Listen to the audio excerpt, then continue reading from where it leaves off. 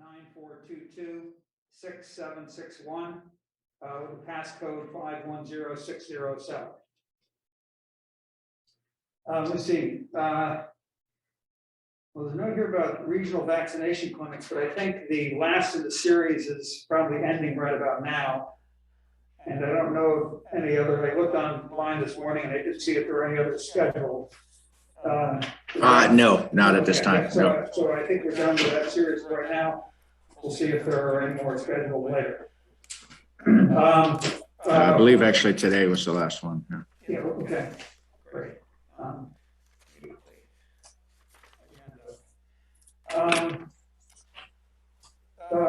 So for Council on Aging Yields, events and activities, as well as the newsletter, you can go to the town website and look at the Council on Aging page.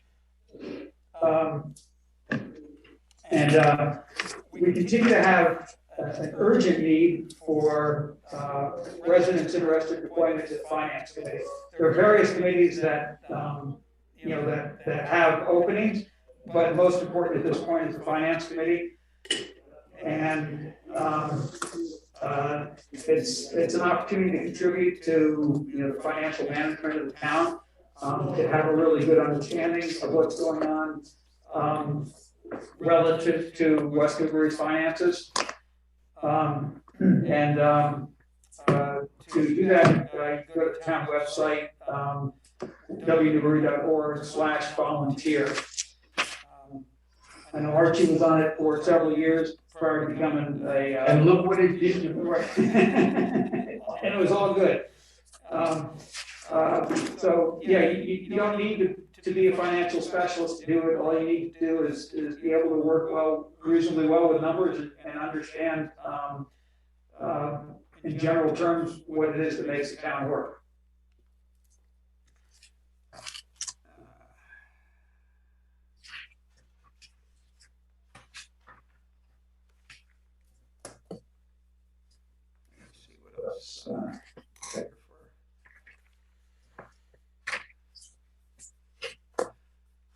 I guess we should just note there's been a couple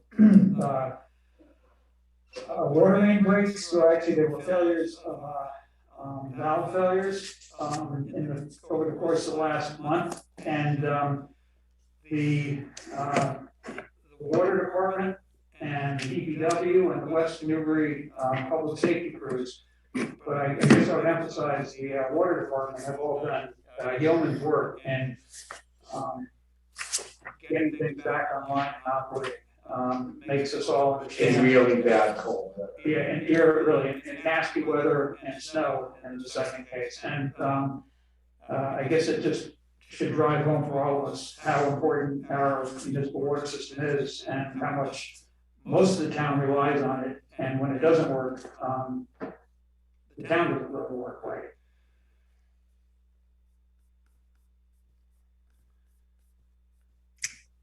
One just quick note on the newspaper article that I put into the packet. It referred to the public works crews finishing work at 6 a.m. after working all night and beginning field operations for snow removal at 6:18 a.m. That is correct. The newspaper actually said 6 a.m. and 6:18 p.m.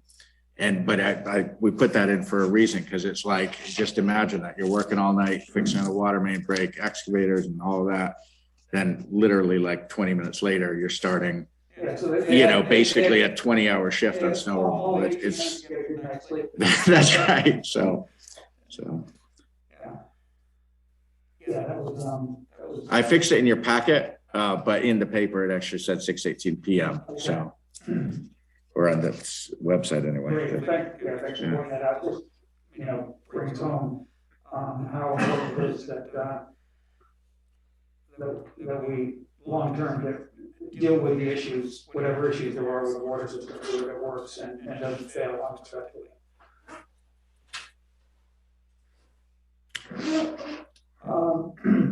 Okay, so we have a special event permit request for a road race for June 12th. Were any other announcements? I don't think. Nope. Yeah, okay. So we have a special permit, special event permit request for June 12th. The half marathon by UCAM Sports, and I'll go through this, and I think all the paperwork are going to be in order here.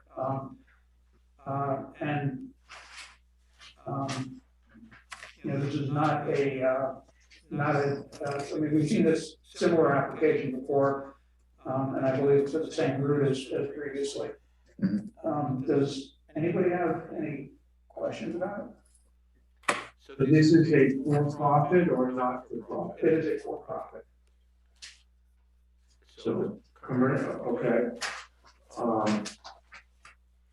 I would make a motion that the UCAN Sports make a donation to a non-profit in the community. So you would move to approve, but with stipulation that and I know in the past that for-profits have given contributions. I don't recall how that's been. If we've requested, So we usually kind of pick a designated. It's usually a discussion as part of the application. Yeah.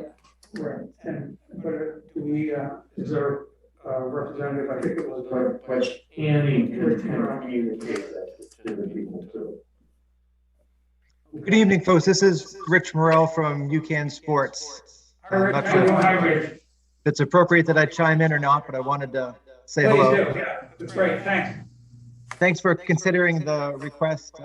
This is a race we've done for a number of years. Of course, with the pandemic, it was not something we were able to move forward with the last couple of years, but in the past, we've made donations and we're happy to do that. We understand that hosting the races is a privilege and we are grateful for that. So last year we were scheduled to make a donation for a playground that was being constructed. And I'm not sure if that's still appropriate. In the past, I think we've made contributions to the Little League. And I'd really look for your input there and what makes the most sense. The playground would probably be appropriate. It actually has not been built yet. It's scheduled to be built this year, beginning sometime in the spring. That's right. Yeah, the contract's been awarded, so that'll be built in the spring. And the idea of a complimentary gift account was basically to supplement what was included in the budget, specifically things like additional shade trees or seating that's outside the footprint of the actual park, but would be nice amenities for parents or grandparents taking their kids to the playground. So that's an idea that's been talked about. Yeah, that sounds great. My kids are on the older side now, one in college, one in high school, but spent lots of time in playgrounds and are happy to support that. We also do have, an Action Cove gift account that exists right now. So, that funds would be appropriate there as well. Okay. So, we could. That might be more of an imminent thing where the playground, maybe once it's constructed and we have a clear idea of how those funds would be used, that might be better, as opposed to Action Cove where we know that there's needs. So you think Action Code might be more than Yeah, where there's an existing gift account. Okay, so this is the gift account for the new page playground hasn't been created yet. I don't recall bringing it forward for a vote. It's something talked about, but I don't think it's, well, it's just because I don't remember, it doesn't mean it didn't happen, but there's. Well, I mean, it's in either way, it benefits the community. I don't recall any funds being received in it. Anyhow. Well, I guess I would assume that if the account hasn't been created yet, that it will be, in the next 3 to 4 months, probably by the time this race takes place. So maybe the way to leave it is for Rich to choose which account, which playground he'd like to contribute towards. I guess it does have or an amendment to your motion. So, okay. Anyway, I second your motion. Any further discussion? Rich, does that sound clear and acceptable on your end? Yeah, that sounds great. I appreciate it. Okay, yeah, so there are two different playgrounds. There's one that will be built this year at, or replaced, reconstructed up at Page School, behind Page School. And then there's another one existing at Action Cove that I think Angus said definitely has an existing account, a gift account, and it's also one that's slated for some TLC in the not too far distant future. So that was a motion to approve the special event permit with a condition of a contribution being made to a local gift account. Is that right? Okay. All in favor? Aye. Great. Thank you. Thank you, folks. I really appreciate it. You bet. Have a good night. You too. Okay, the next is a request for Class 2 used car license for Newbury Automotive. Hi, how are you? Good, how are you today? Great, thanks. Should I sit, stand? Either works, whatever you're most comfortable with. I think that Mike will probably pick you up where you are. Okay, thank you. So I'm Attorney Paul Maggie of Pettis here this evening on behalf of the report on Automotive. This is Mr. Dare. He recently purchased Pearson's Automotive from Mr. Pearson. We closed on it in January. As soon as we closed on it, he began looking into continuing to use car license. So he had to reapply and get his own used car license there. Okay. He just wants to get the same license that Mr. Pearson had. Okay. Up to 3 used cars. Nothing's changed. He's not doing any changes to the building or anything. So we're just here this evening to answer any questions you might have. So you can meet Mr. Dare. He's a businessman in the community. Great. And, he also owns Ken's house at Newburyport. Okay. And if any of you have ever been there, it's one of the cleanest shops I've ever seen. So he's been in the business for a long time, and he cares not only about the facility, but about the community he works in. Yeah. Richard, are you gonna be still operating Ken's house too? Yes. Great. I used to go there years ago when I had soft, but that was oil. I had a Saab too. It's a great car. Yeah. So, yeah. That's a long time. Yeah. Great.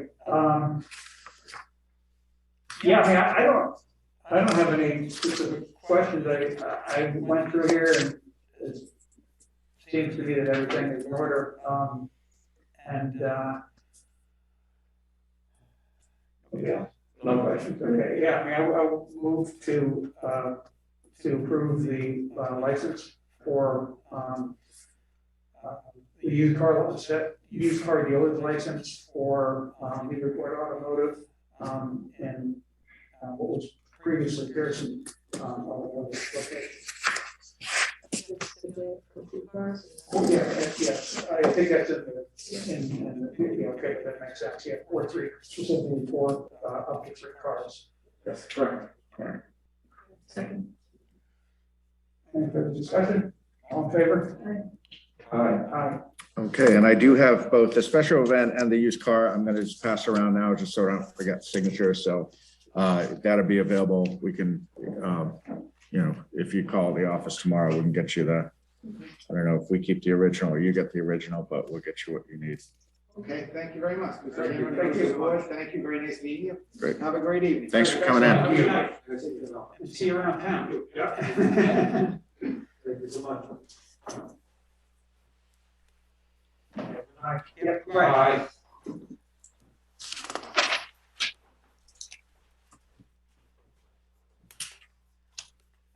Okay, next item is an update regarding Route 113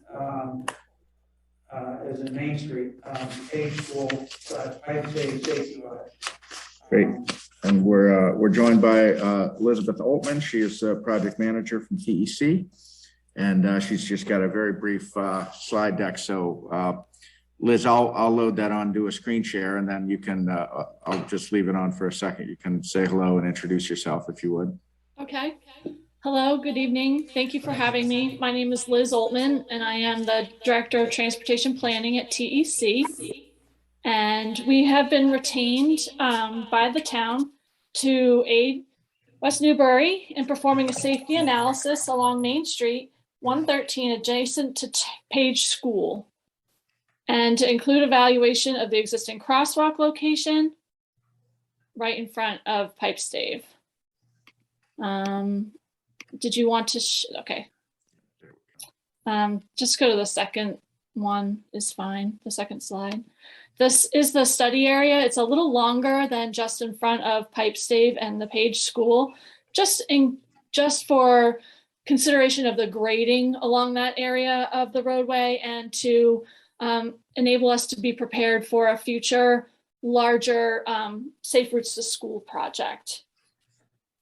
So the next slide, please. We did a safety audit in person on January 12th. It was very good turnout. We had all different departments and committees attend.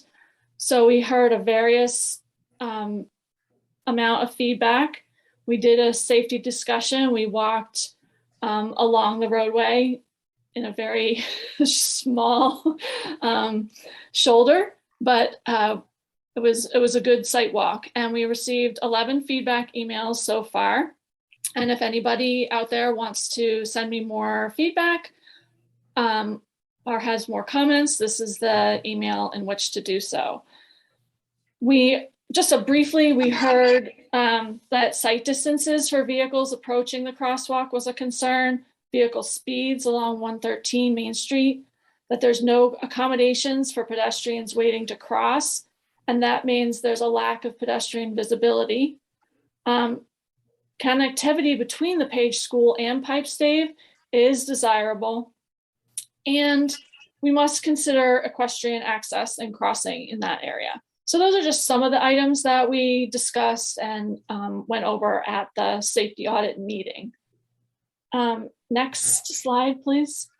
So our next steps will be data collection in April and May when Pipe Stave starts back up. The activities start back up there, as well as when the school is still in session. We'll be doing.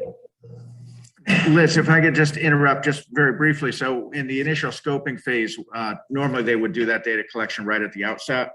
But because of obviously we're on a confined schedule where this is a state earmark and the project has to be completely done by the end of June. In the scoping, we worked with TEC to put it back, later in the schedule, by which point there's actually activity out there. So, but just so normally they would have done that first thing, but it didn't make sense to do, pedestrian counts in December as opposed to, so we talked with Liz, and Wayne's been, very instrumental as kind of managing this project on picking specific dates that we know to be kind of peak activity out there. So I'm sorry, Liz, go ahead. That's okay. That's what I was going to say. We're going to be waiting and working with Wayne to figure out, and the town to figure out what the best time, a busy day that we can see exactly what happens out there.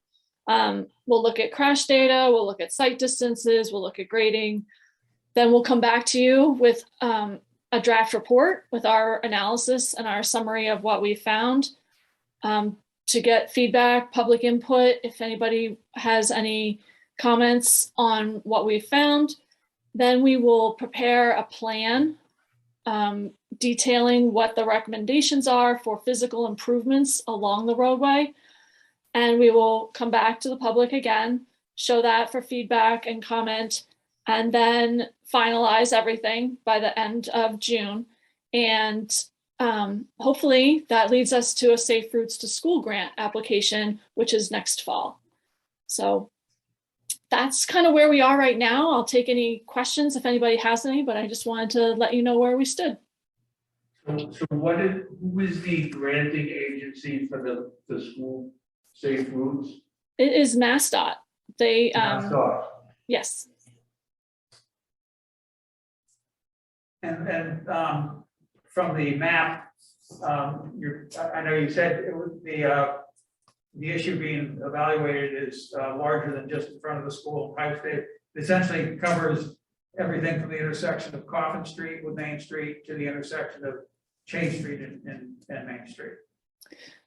Right. If we were to consider a Safe Routes to School grant, we might want to put see if MassDOT would give funding to construct a sidewalk in that whole area to just make between the two residential streets along that frontage a lot safer. We're not quite there yet, but I think that's something that we would definitely consider. Do we know what the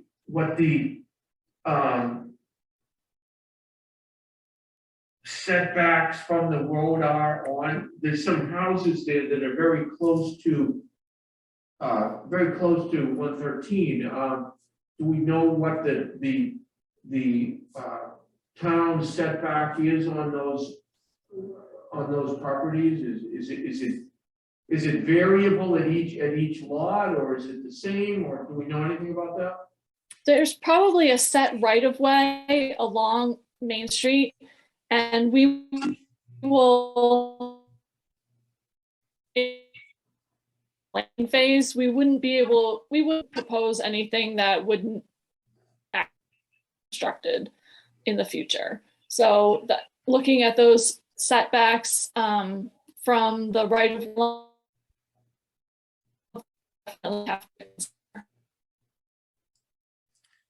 At some point, if a project went to, advanced stage of design, survey would be an important part of that.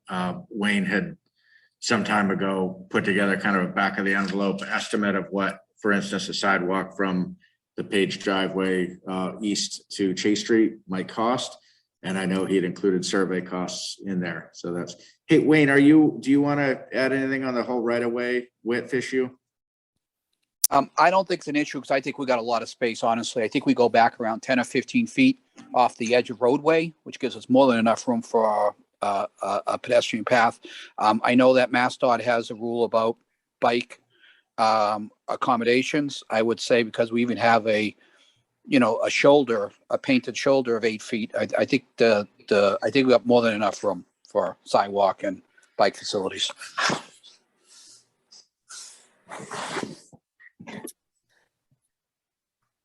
So that's all I had for this evening, just to give you an update, and then we'll see you back after we do all the data collection and compile all the information for the report.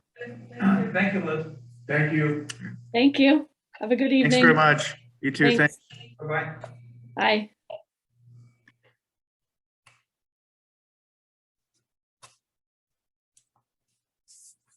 Okay, our next item is a summary or recap of the select board town manager goal setting meeting. I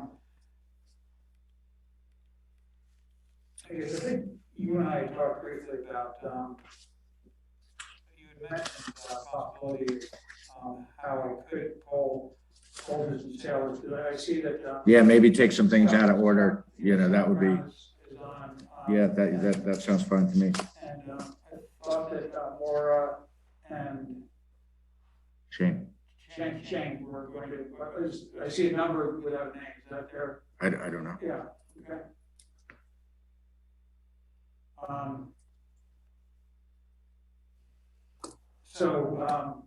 I guess that's actually an article.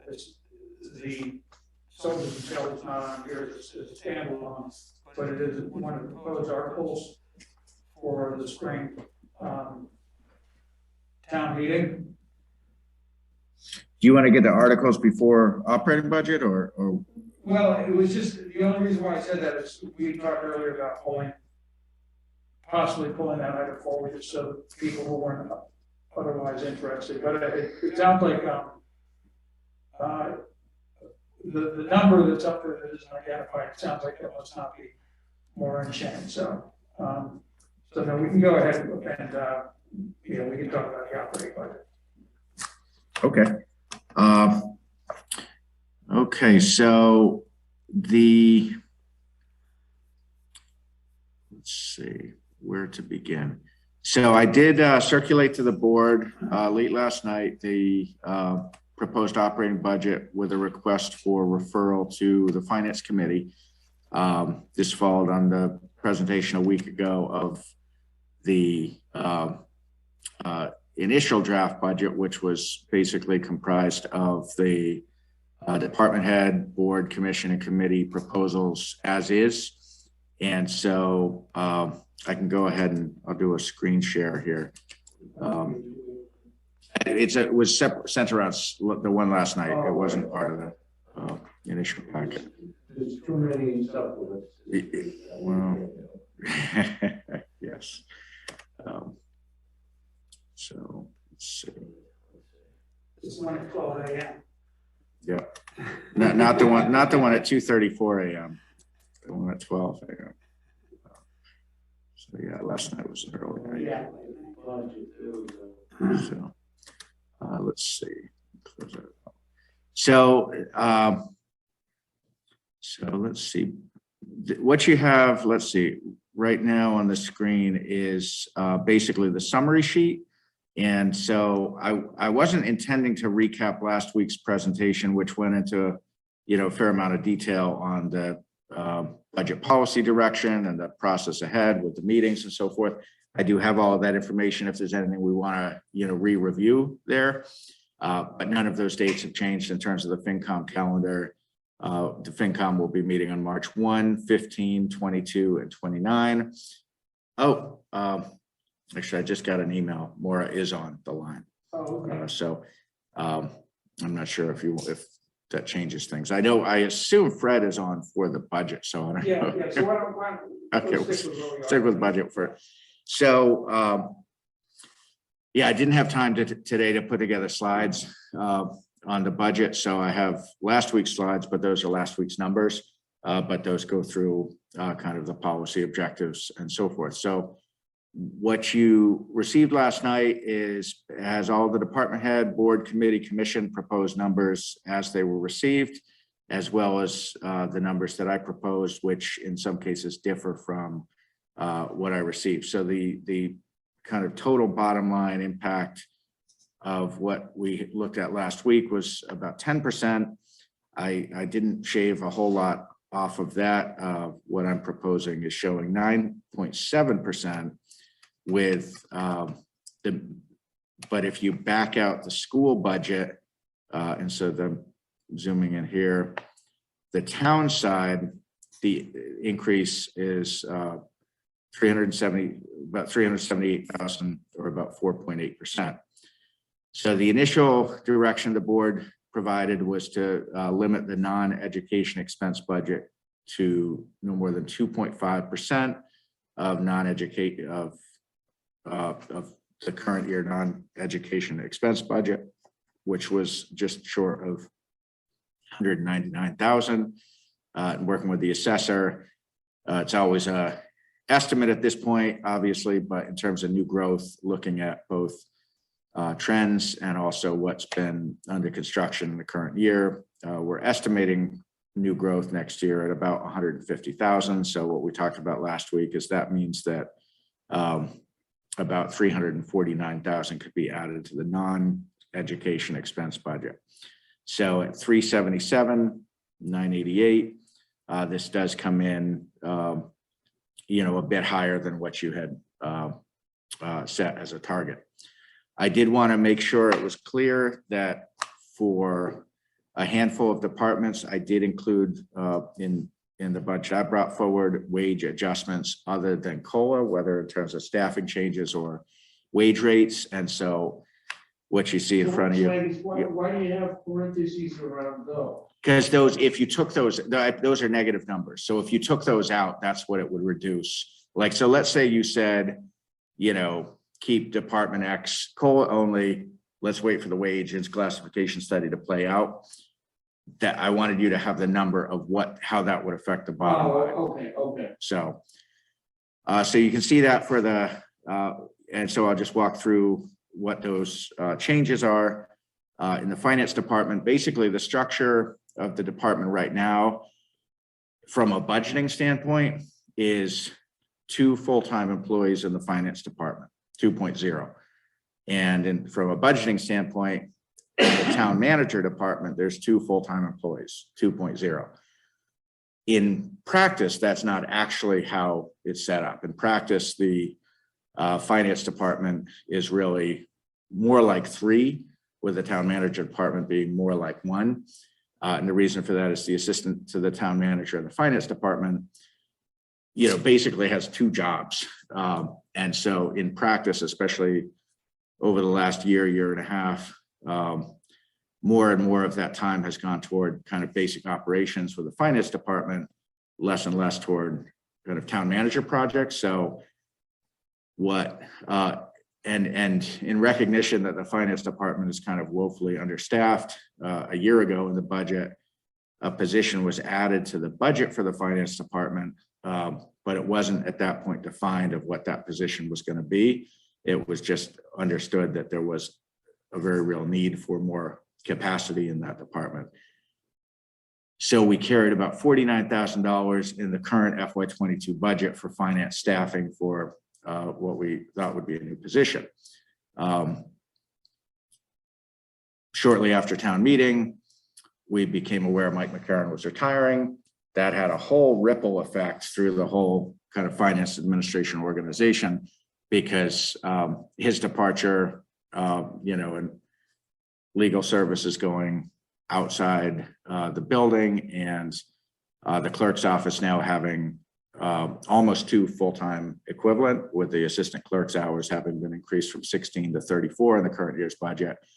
That kind of slowed down the process of figuring out what the needs are in the finance department, because we now had actually more capacity in the clerk's office than we thought we would have when we prepared the budget, because we were working on the assumption that the town clerk, town council would continue to be, a department with the legal services comprising a significant share of what Mike was doing. So now all of a sudden, full-time town clerk, virtually full-time assistant town clerk, there's more bandwidth to get more support. So the clerk's office has become more and more involved with a lot of the kind of administration operations, not really the finance side.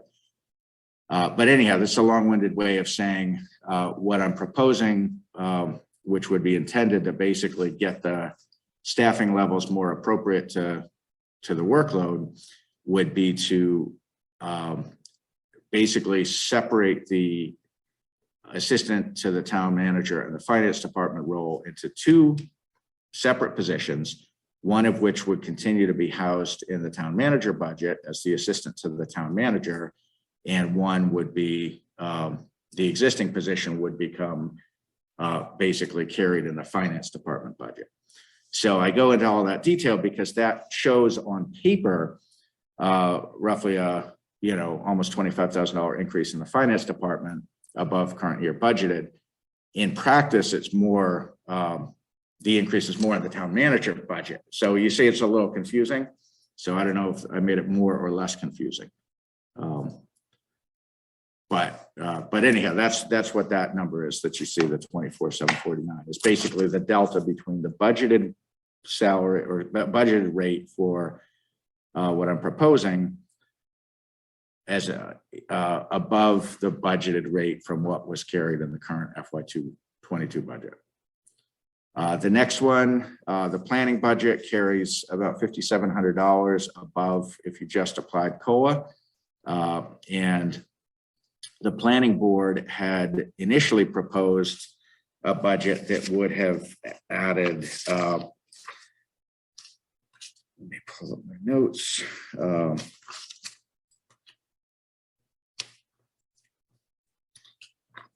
An additional 11,500 above what you see. So if you go up to the planning budget, if you look at department head proposed versus town manager proposed, basically the planning board's taken multiple votes in the past 6 months to propose increase in the rate for the town planner, and to also they've also proposed to carry 30 hours of budgeted time for the town planner instead of 25 hours. So the budget that I put in front of you does carry the wage increase for the budgeted 25 hours, does not carry the additional 5 hours a week. And the primary reason for that, first of all, I don't want to get too far ahead of you guys. I might already be ahead of you, so I don't want to get further ahead of you in terms of this, but also the planning board is not proposing that the planner become a 30-hour-a-week position. they're proposing that the planner remain a 25-hour-a-week position, but that we carry an additional 5 hours a week of budget room in case the work needs to be done. And I can't support that proposal. There's no other department where we carry budgeted funds that aren't intended to be or aren't necessarily going to be used, other than for departments to specifically budget for overtime, for instance. And when you're looking at if you apply the increase rate that the planning board had requested to 5 additional hours over the course of a year, that's $11,596. So not a trivial amount of money. But so the budget numbers that I put in front of you do have the wage change. So if you wanted to bring that to COLA only, in light of the wage study, that would reduce about $5,700 from the bottom line. The next department with wage changes above COLA are in the DPW, where both the DPW superintendent or DPW director and the buildings and grounds foreman both have some unique qualifications that are really above and beyond what those positions would typically have in other communities. So the director had brought forward proposals for wage adjustments above COLA for those. I'm supportive of those proposals, so I did carry them in my proposed budget. But if those were backed out in anticipation of looking at those comprehensively as part of the wage study, those add about $10,741 to the numbers that you see. In library, the Board of Library Trustees had brought forward a budget that included both wage adjustments above COLA for, I believe, most, if not all, of the personnel, as well as a new 10-hour-a-week position. The budget that I put forward does carry some of those increases, but not all, and not necessarily to the level that the Board of Library Trustees had proposed. So the wage adjustments above COLA that I've carried amount to about $15,185. But if the, which is about 16,000 less than what the Board of Library Trustees had proposed. So right about half. And then finally, in the DPW, there is a proposal embedded in the budget to create a new full-time DPW position, assistant DPW director, to both help with the existing workload, which is substantial, but also to make that department the permanent purchasing office, rather than right now it's the interim chief procurement, which is really just a truly unsustainable workload. It already, that I think that department was under duress anyway, and then to layer that on top, I think is a real challenge. And so I think that if we want our DPW to continue to do what they're doing and to take on more and more with, the various grant administration and regulatory compliance and reporting, I think that we need more capacity than we have kind of at the, in terms of office work.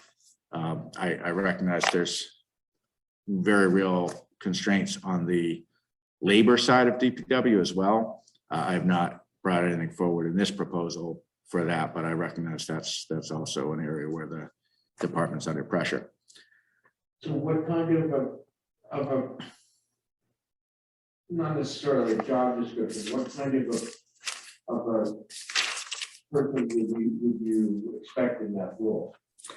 Well, in where I used to work in Westford, we had an engineering department, we had a town engineer, and we had an assistant town engineer.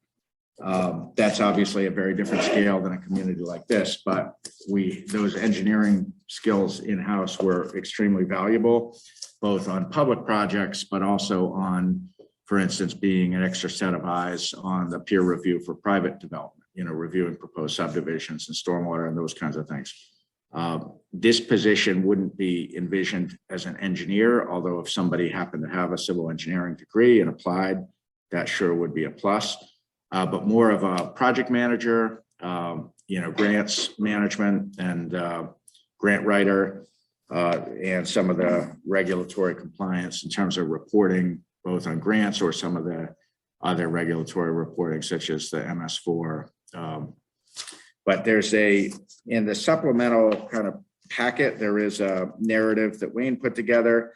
I do have some additional thoughts beyond that. We've circulated some draft job descriptions back and forth. We don't have a draft, yet for people to review. And obviously, as we go forward through the budget process, we need to flesh that out quite a bit. But, when you look at the kind of workload, and that's actually why I put the goal setting before the budget, is because the goal setting, I think, in the 5 hours that we spent together a couple of Saturdays ago, I think, the board, everyone could kind of very clearly see that there's way more going on than we have people to keep going. So, part of that falls on my office, part of that falls very heavily on the DPW. So, Wayne, do you want to elaborate? I don't want to put you on the spot, but the sustainability, being able to not just manage what we're already doing, but looking ahead, there's a lot of initiatives that are being talked about and new projects that all sound great, but you need people to carry those forward. And one thing on, I mentioned like project management or even kind of representation of the department or of the town at different working meetings. Over the course of, a year, the number of meetings that either me or Wayne or both of us attends on, different initiatives out in the field, it's great. I would love to do that all the time, but it is precious time, and to not have, a more junior person who can go represent the department at those meetings, be directly involved without compromising, the director's time, who has a lot of other work to do. We're stretched incredibly thin, and you just see that in the hours that, that we work. I think you covered most everything. I think what we left out was maybe even assisting with the green community part of the town sustainability. So somebody who could have some ownership of that on town staff and not just a volunteer board, that somebody could contribute to our sustainability policy. And, and I think I want to really emphasize, all the grant opportunities that we're missing out, because we actually just can't take any more on. So there's a lot of money being left on the table that the town is incapable of even applying for, because we don't have anybody to administrate it other than Angus and myself, which after a while we've overloaded ourselves that we can't handle the ones we have now. It's difficult.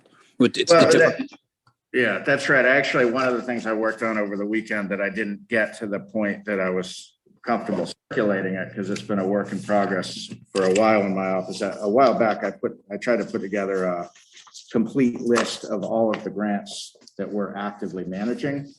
And, with the funding agency and the, frequency of reporting and the, when's it due and this kind of thing. And somewhere around here, I have it. I want to say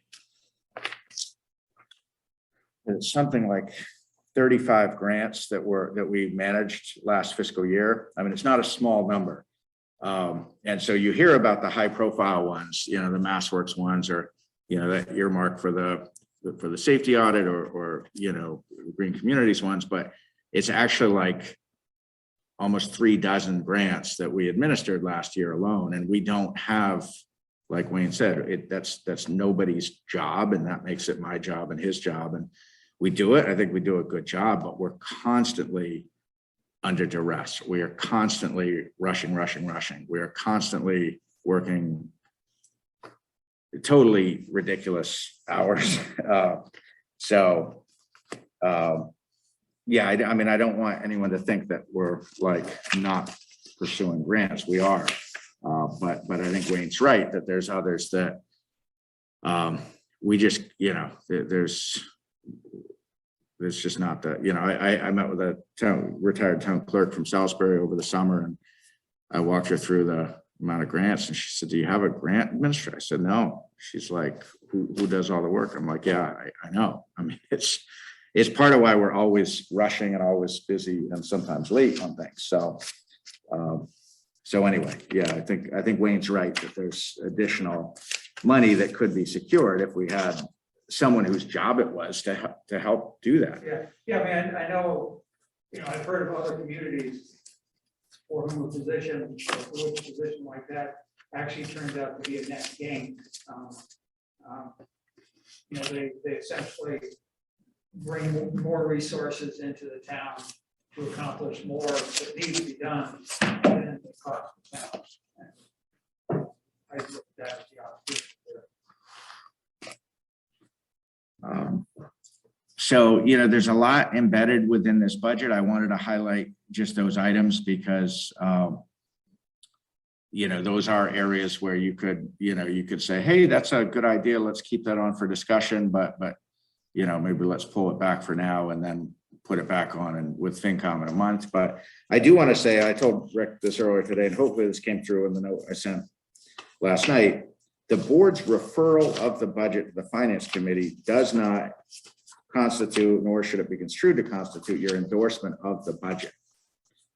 It's basically starting the process. And if you look at the last several budget cycles, it's been very typical for the board's consideration of specific sections of the proposed budget to run somewhat in parallel with the Finance Committee.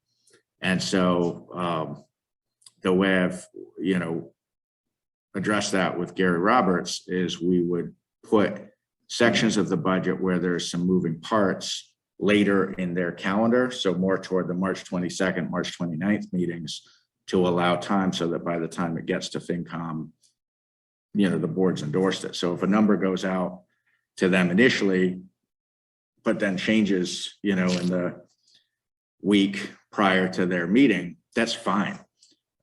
Because there's plenty of sections of the budget that are more, that don't have the moving parts. And so those can be taken up by FinCom earlier in their cycle on the March 1st and March 15th. So that's how it's gone the last few years. It's worked well. It's not different from other, budget process I've been part of where there's kind of, it's an iterative process. So I would just, I want to make sure everyone understands the board's referral of the budget. The FinCom does not constitute your endorsement of the budget. So it's really, what do you want to put on the table for the process? Somewhere I have this grant spreadsheet, but I'm not. Oh. So there are a couple of things this budget doesn't do yet. One of them is to make good on the commitment to the Council on Aging and the Park and Rec to provide some additional capacity for those sides of the operation. As I've talked to the board about previously, there's, ideas about how that could happen. They're not reflected in here, but it wouldn't, at least with the proposal that I'm working on, wouldn't have a bottom line impact. It would have to do with, basically moving an expense from one section of the budget to another. So I think that's a realistic proposal, just continuing to work on the details.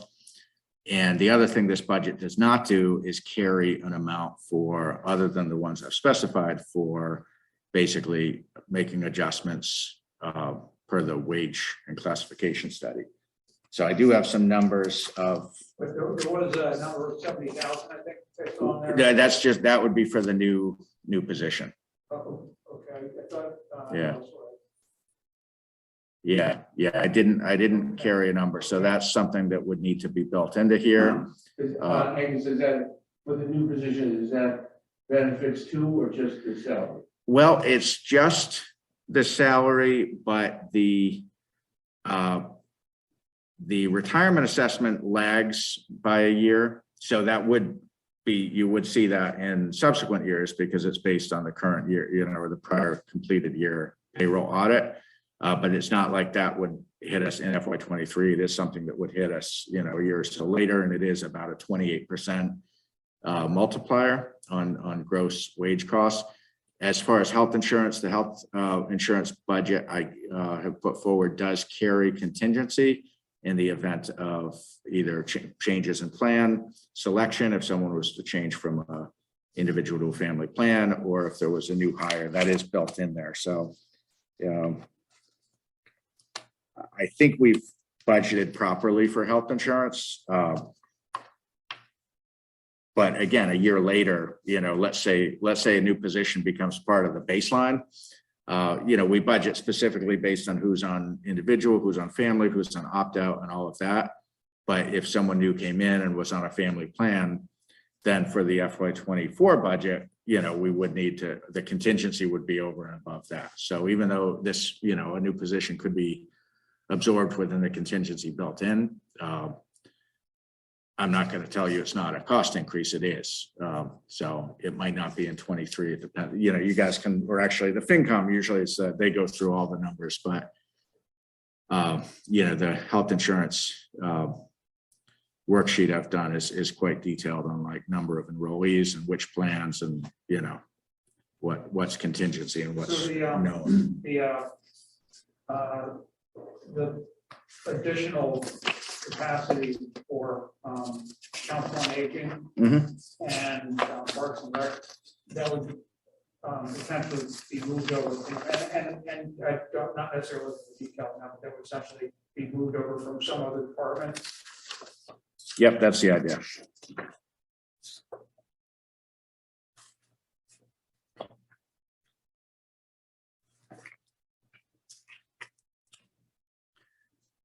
So I saw one.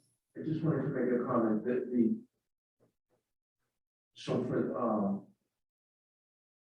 I had it now. I can the capital assessment from Pentucket. So that's $1.2 million. And so I'll jump to that page. Yeah, what page is it?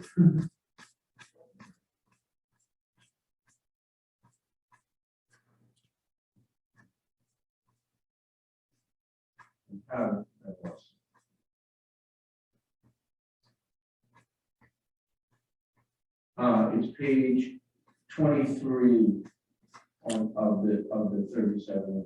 Got it. Okay.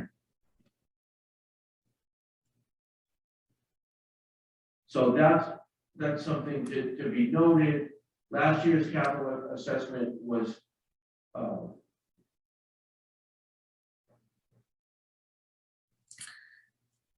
yeah, well, so let me explain what's going on there. Yeah. Okay, so the capital assessment includes the assessment for the middle high school. As you know, last year at town meeting, there was a supplemental appropriation through a warrant article of funding from the school stabilization account for $397,325. Because that amount was appropriated from school stabilization, it did not need to be raised through the tax bill.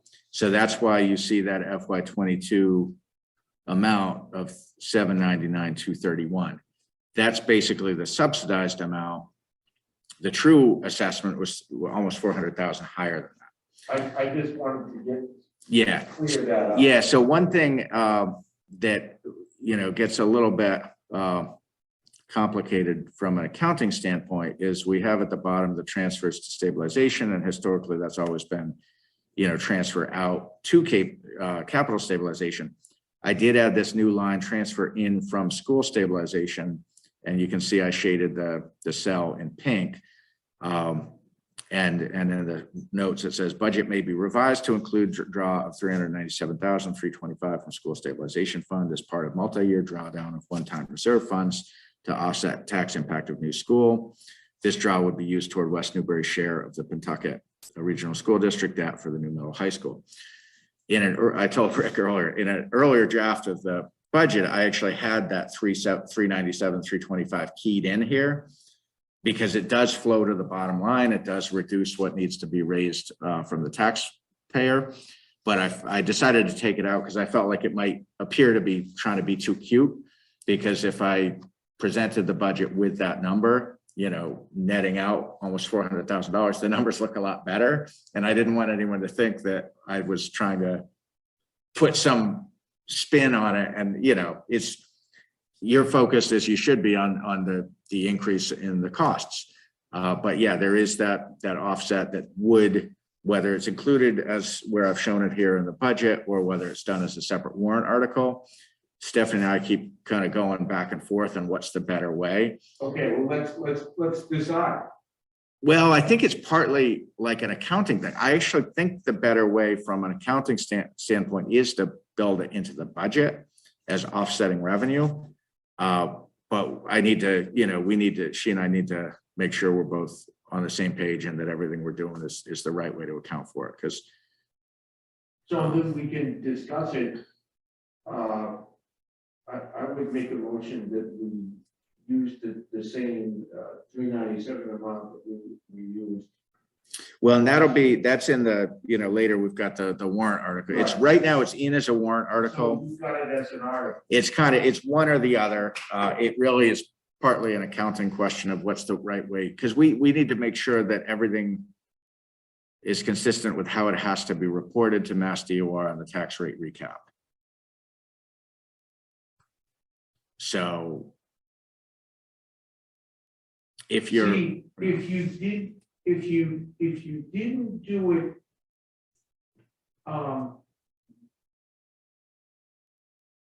if it didn't pass, then your budget as written here, with it incorporated, is wrong.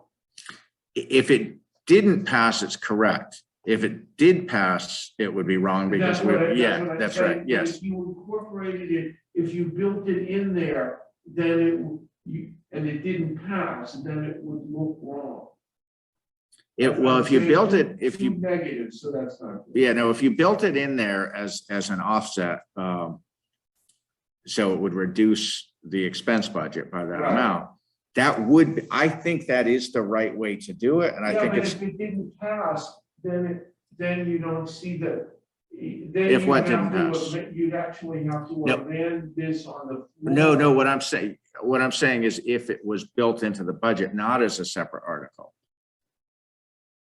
Currently, it's a separate article. Yeah, Right. but I think as a separate article, it's better. Well, except for what you said, if it doesn't pass, then you need to amend the budget on No, the floor. if it doesn't pass, then you have the 1.2 million in there. Right, if it didn't pass, yeah, right. Yeah, last, You I have guess the it's, 1.2 million in here. right. But the reason, you know, what you see appears to No, be, see, the way you have it, the way you have it now is correct. I don't think you should build it into there. well, so I guess it's the difference is that it appears like you noted, you know, you said, wow, that's a big increase. In fact, it's not that big an increase because because that I FY know. 22, yeah, so that's where it gets, is everyone following? Yeah, so, you know, what's the right way to account for it? You know, I think it's largely an accounting question.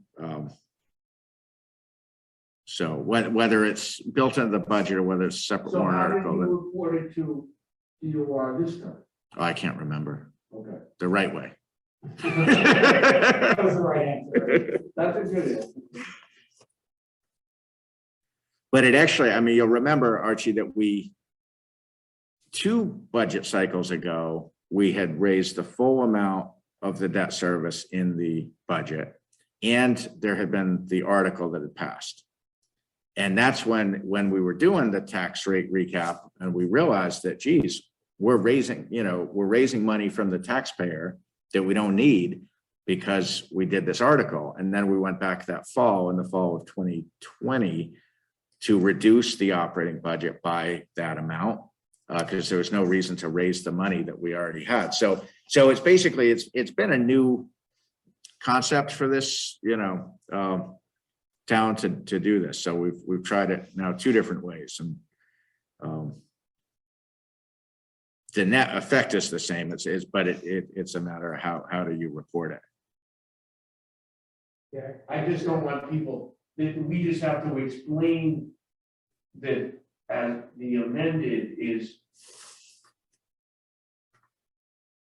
used to be almost the same as what it is this year. It's gonna look like a huge increase. Right. I mean, I do have this footnote, a lot of these notes I put in, and they're pretty complete, I think, for all sections of the budget. There are a couple of sections I just didn't have time to write the footnotes. One of those was DPW, one of those was library, because those were some of the more complex ones, and I just need a little more time to add these notes. But these, basically the budget that I sent around to you guys last night is broken down by section, and then under each section there's some notes. Sometimes they're very simple, sometimes they're much more detailed, depending on how much is going on with the budget.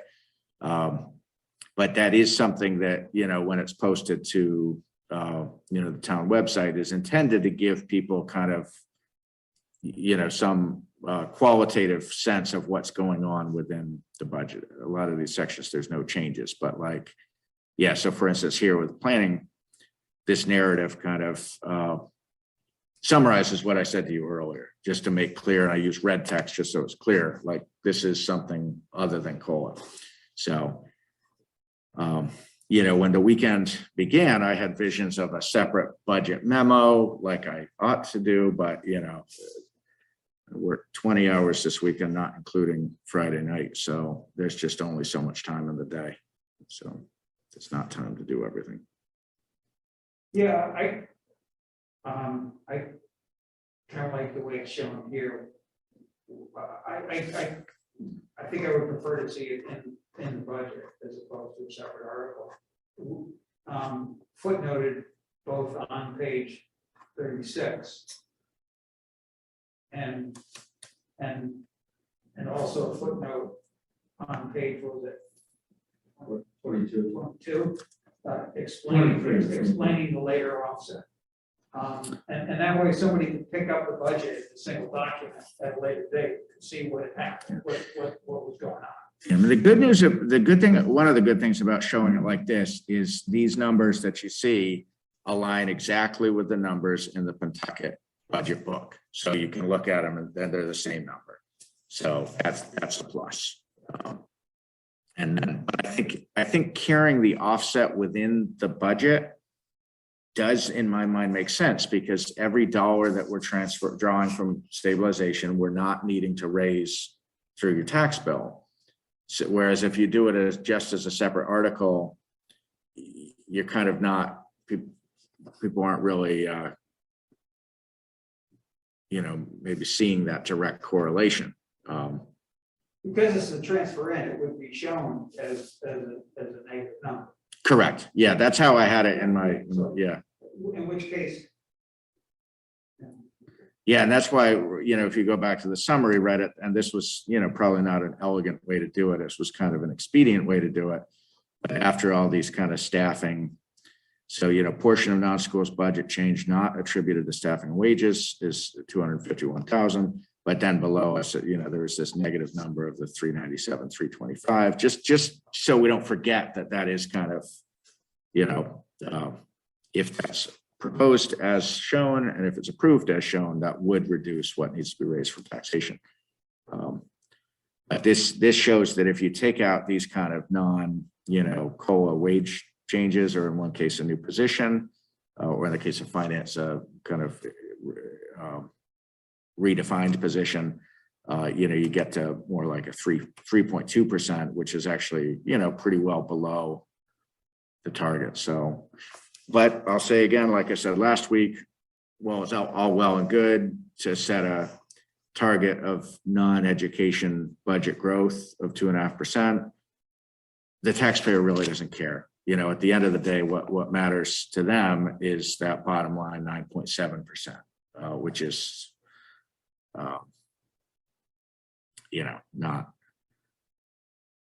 a good, that's a very large increase. So,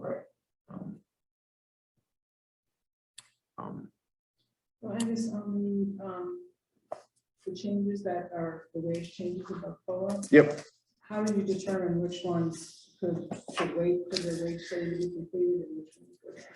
It was a very difficult decision, and it's, you know, it's not my call. It's kind of my call what I put on the table. It's not my call what happens. But for instance, you know, without going through everyone, you know, we did, for instance, have a couple of, you know, extraordinarily long tenured library staff that are not at the top of their grade. And I feel like, to me, it's like, how long do you have to be here to be the top of the grade? So those were things that I felt like I just see a logic to that.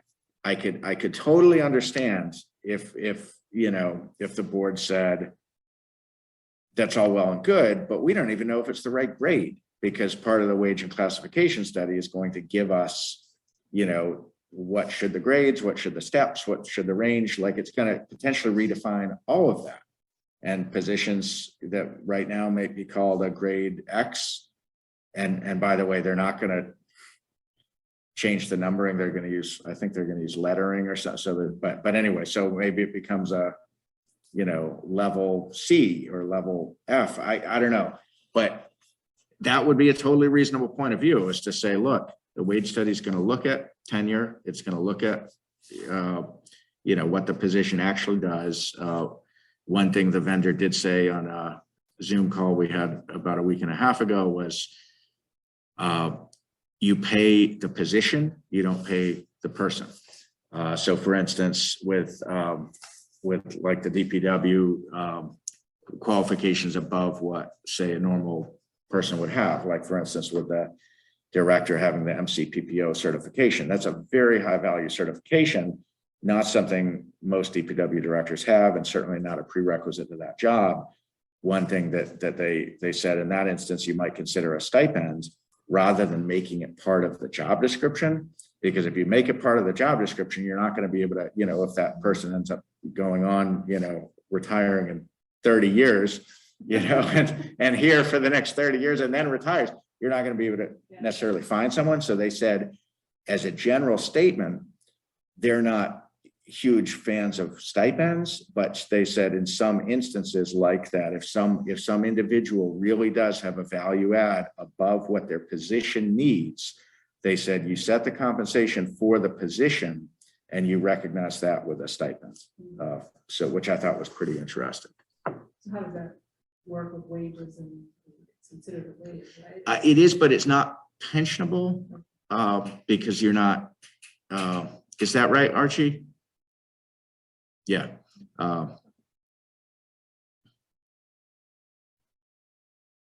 So anyhow, the format of the budget, you know, the same as prior years. I'll just let me pick a page that's not like super simple, like my budget. It was, you know, so what you have is you got the prior 2 complete years expended. So you have FY20 and FY21 expended.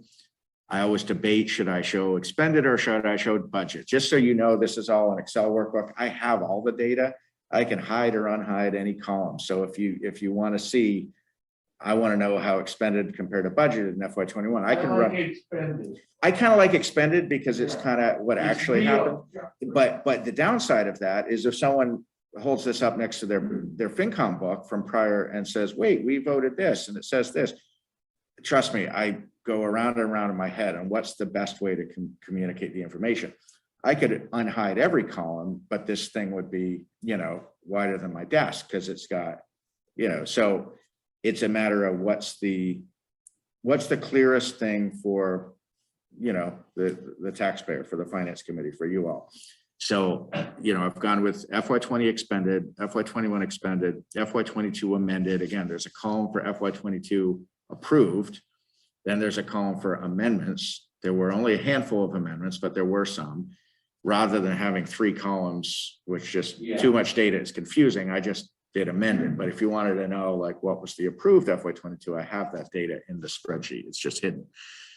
We have the year to date. Those are through the end of the year. I do tend to update those before the FinCom process. I want to have those as current as possible. So those year to date, you know, the last update we did was the last day of January. I think I'd probably do that again toward the end of February. So those are fresh when we get to FinCom, because they always are very interested in that. Then you have the DH/PCC. That's what I received from the department head or the board committee commission. We're looking right now at the town manager budget. I am the department head, so you're not going to see a difference there. But for, oh, actually there is a, what is the difference there? 652. Oh, the town manager. Yeah, okay, so that one's, well, there's a little bit of a difference there, but for the most part, you won't. That might have been like what I did a couple of weeks ago versus what I did most recently. But anyhow, for instance, with the planning board, you're going to see the numbers that they proposed and then the numbers I proposed. And that's on purpose. That's so that you and the FinCom and the taxpayer can say, this number is different than that one. What's going on there? Why does it differ? What's the pros and cons? Then you have the proposed change, both dollar and percent, both for the department head proposed as well as the town manager proposed. And then I add these notes that try to explain more qualitatively what's going on within some of the numbers. So I do want to expand on the notes I have in a couple of sections, specifically DPW and library, and I'll go through the whole thing with a fine tooth comb and, maybe, tweak or wordsmith a little bit. But I feel pretty good about, like, other than I didn't get some of the notes in for some of the sections and I didn't have time to put together slides to present all this, I do feel good about the numbers in here. That doesn't mean some can't change and we could make some adjustments, before it goes to FinCom. But in terms of we really went through every single line very carefully, like we do every year. The budgeting process is just incredibly time intensive. We really, and some of these things, and the FinCom will see it. But, for those of you at home can't see, but, I got this 3-ring binder. This has all the backup. So for instance, some of these like insurance and bonds or whatever, you're just going to see a number, but behind that, there's a lot of math. There's a lot of assumptions.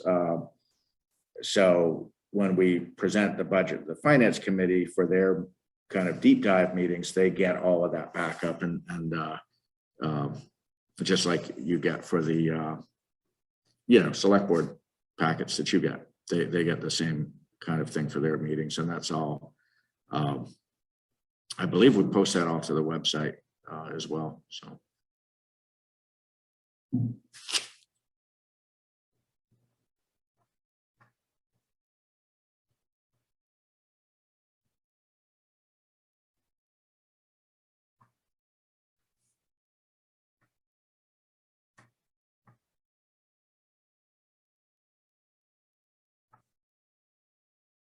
Angus has the new chart of accounts helped? Yes. Yeah. Although I will say, it's helped more on the not so much on the expense and revenue accounts, because it's not substantially different on the expenses and revenues where it's helped. Don't you have a few more categories? Yeah, well, not only do you have a few more categories, but you can add as many categories as you want. Where it's helped the most is in all these other accounts, all the grants, all the gift accounts, all the CPA accounts, all the articles. Every single article, every financial article is a separate account in the chart of accounts. So that's part of why our old one was 40 pages long, is it had like every article that had ever been approved. It was all part of that. It was 40 pages, single spaced of lines of accounts. And as you know, there was no logical hierarchy. There was no hierarchy of any kind on the account structure. So some accounts had like 6 digits, some had 24 digits, and there was no rhyme or reason. So here we can run a report of every, you can run so many reports, but let's say we wanted to run a report of every account that has anything whatsoever, let's just say to do with Park and Rec. It would run all the expense accounts, all the revenue accounts, all the gift accounts, all the revolving funds, any article, everything you can get. If you want it carved up that way, you can get it carved up that way. So yeah, it's helped a great deal, but less on the budgeting side, because the basic account structure is the same as it's been for years. That is something, looking ahead, I might like to revisit, but I haven't wanted to rock the boat.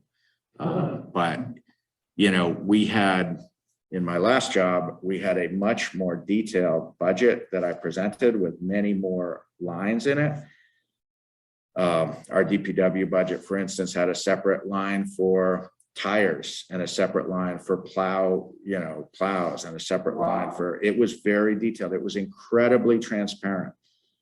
And for each one of those, you had the notes of we're assuming this, we're going to buy this many tires and we're going to do this, you know, it was incredibly detailed. I was very proud of it. It was an awesome piece of work.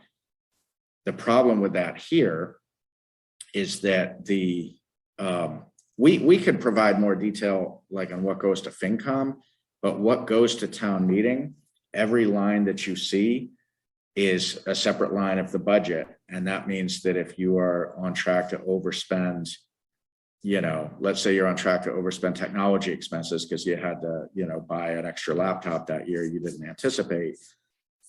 In my old job, I had the authority as town manager to approve line item transfers within a department as long as the overall bottom line of that department didn't change.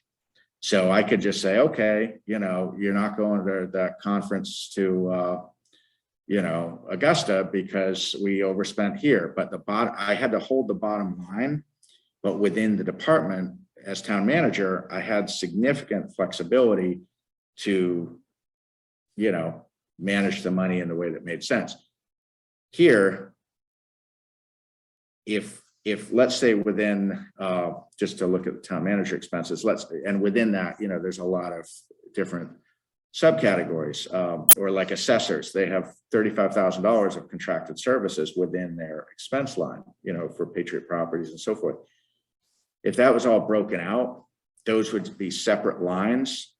And that means you can't do a line item transfer until May or June, and you need the FinCom approval. It's just, your hands are tied. So it makes it, there's a real. Narrower is better.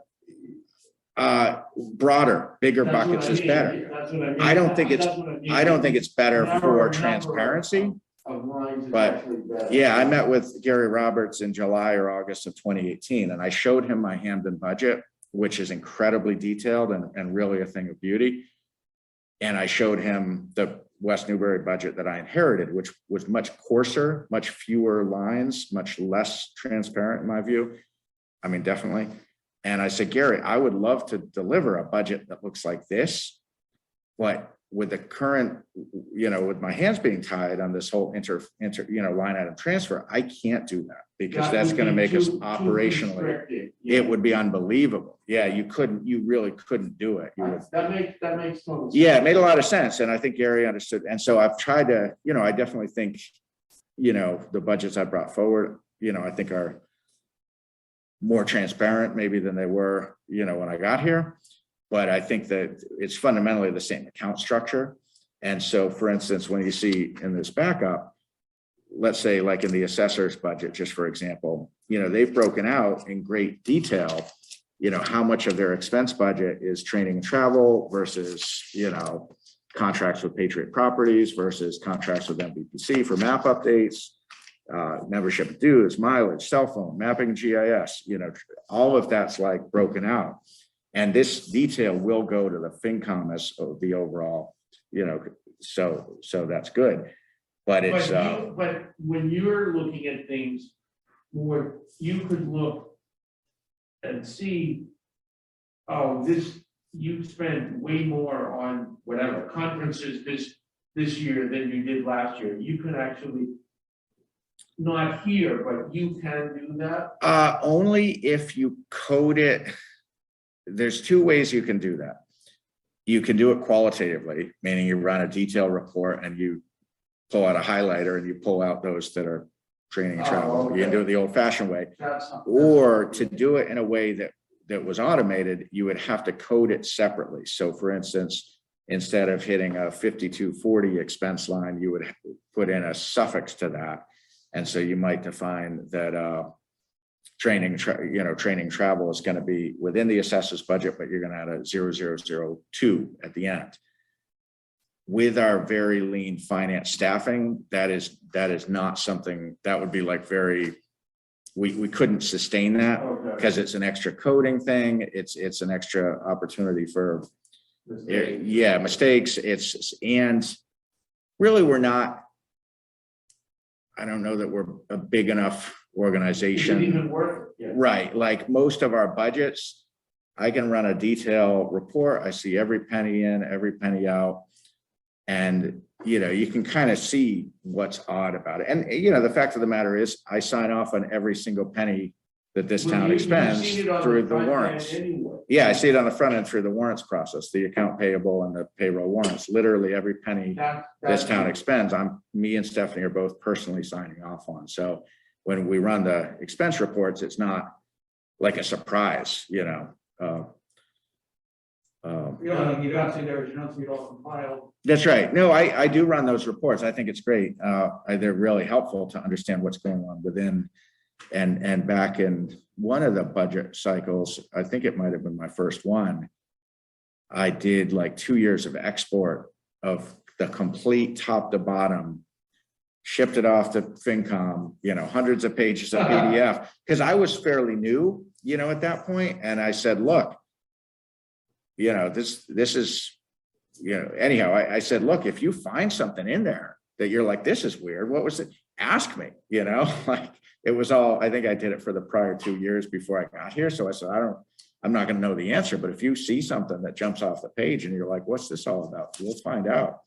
But now that I've been here 3.5 years and signed off on every penny for the last 3.5 years, I feel very comfortable that there's no money that's being misspent. I mean, because we're watching everything. I'm not suggesting there was before I got here either. I just hadn't personally viewed it. I know Archie went through those with a very fine tooth comb. I know you are.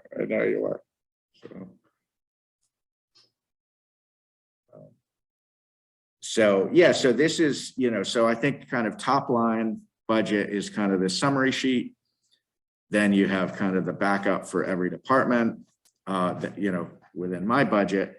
And then what part of what takes us the time to prepare for the FinCom process is tying that back. First of all, getting people scheduled based on, you know, convenience and everyone's schedules and so forth, and getting the different departments and boards kind of populated within those 4 meetings, but then putting together all the backup so that FinCom has it and it's all organized and it's all, you know, in order. And where that does get a little complicated is, let's just say, for instance, that, you know, I'll pick on assessing because I didn't, anyhow. So let's say they come in with an expense budget based on certain assumptions. And let's say, you know, within my budget, I changed their expense budget because I think they've carried, you know, too much for this or too little for that. And so then this backup is no longer going to match my budget. It's gonna, you know, it's gonna match their initial number. And then you have to, well, how far do you go to explain the, so we don't go to that degree. We just don't have the bandwidth to. So when I include the backup with the FinCom, I always make clear, this is the backup that came to me. If there's things I'm proposing that are different, you know, that's where it's kind of incumbent upon me to explain what that is and why. But for significant amounts of the budget, you know, we're providing the backup, even if it's not, you know, fully, if it's not exactly the same numbers. So it's very different, I will say, than my last job. Like the budgeting is much more, I spend much more time on the process and the back and forth and the you know, the administrative side than I ever did in my last job, where much more of my budget time was actually focused on the numbers and what numbers am I going to propose. Like I spent enormous amounts of time just to compile everything I'd received, never mind putting it through my own filter of like, what do I want to propose? So it's just one of the many, many inefficiencies we have and how we set things up in this town, which means that they take a lot longer time. They take a lot more time to do than they might need to if it was set up a different way. But that's just an observation.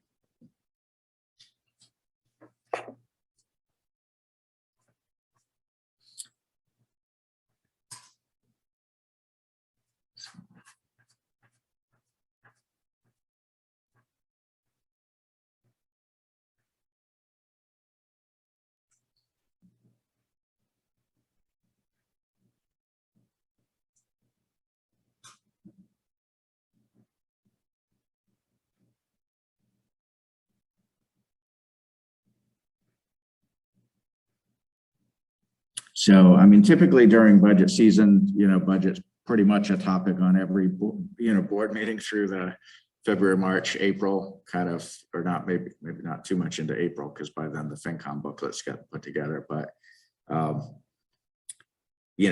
the board to continue to chew on different sections of it.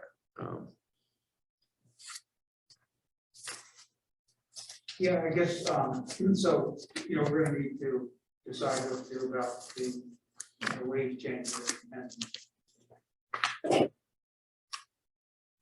But as you said, this is the last opportunity to talk about. Right, and where the FinCom's first meeting is 15 days from now, and you guys meet 14 days from now.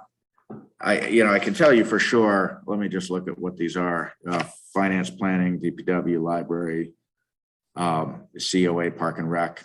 None of those are going to be on the March 1st FinCom meeting. I can promise you that. The earliest they would be is March 15th.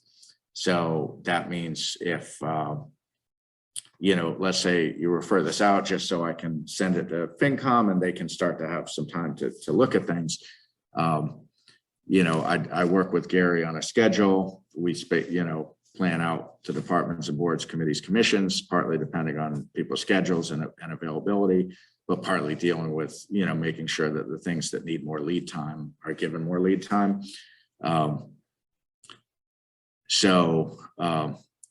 If I sent something out to them this week, it wouldn't shock them if, a couple of weeks later, I'm like, these sections might change. And sometimes in the past couple of years, every year I do it a little bit different, but I usually would put in something in the notes, say this section includes, wage changes not yet approved by the select board. This is subject to change. You probably remember that from prior ones. Sometimes I'll shade the cell in pink, so you can't overlook that that's like a working draft number. So it's a little bit, it's a little bit strange the way we have the budget process set up in this town under the Town Manager Act.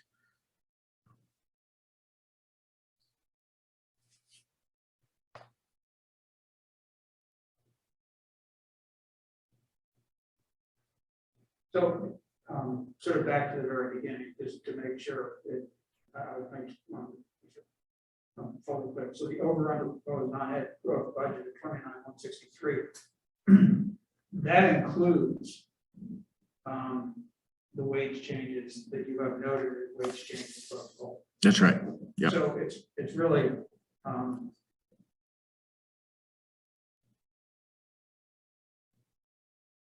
it's small, pretty small deviation. It is, but also, like I said a few minutes ago, and as you well understand, this wage and classification study is a comprehensive study. Yeah. So I could understand you saying, look, we don't want to go too far with X, Y, or Z specific position, notwithstanding that, it may be well warranted, but you might say we want to pull back on that until we have the comprehensive study. That would be a totally, totally reasonable position to take, in my opinion. The two the two things on this list that aren't wage driven, they're staffing driven, are basically changing the finance town manager. What had been or is in the current year's budget is more of a support position at about 49,000, to more of a, senior support position, more in the low 70s.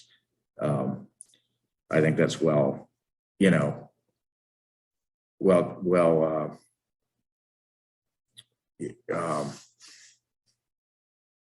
justified, but that's not a wage thing, it's a staffing thing. And then obviously the idea of a new DPW position is a staffing change.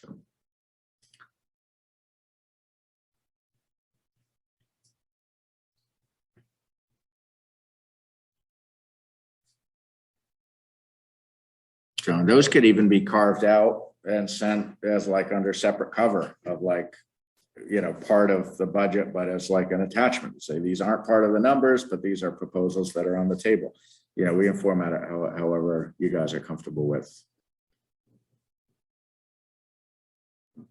you know, or they could be taken off the table entirely. So it's whatever you want it to be.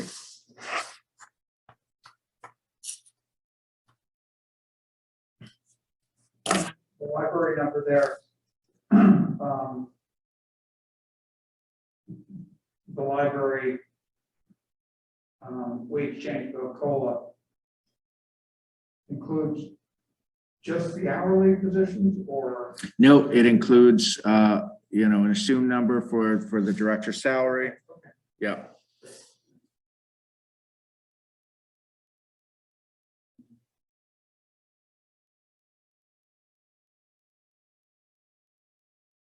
And yeah, I'm looking at my backup notes. I did carry,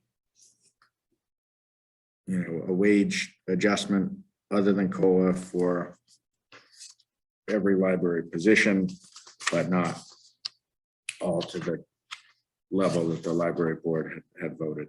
Yeah.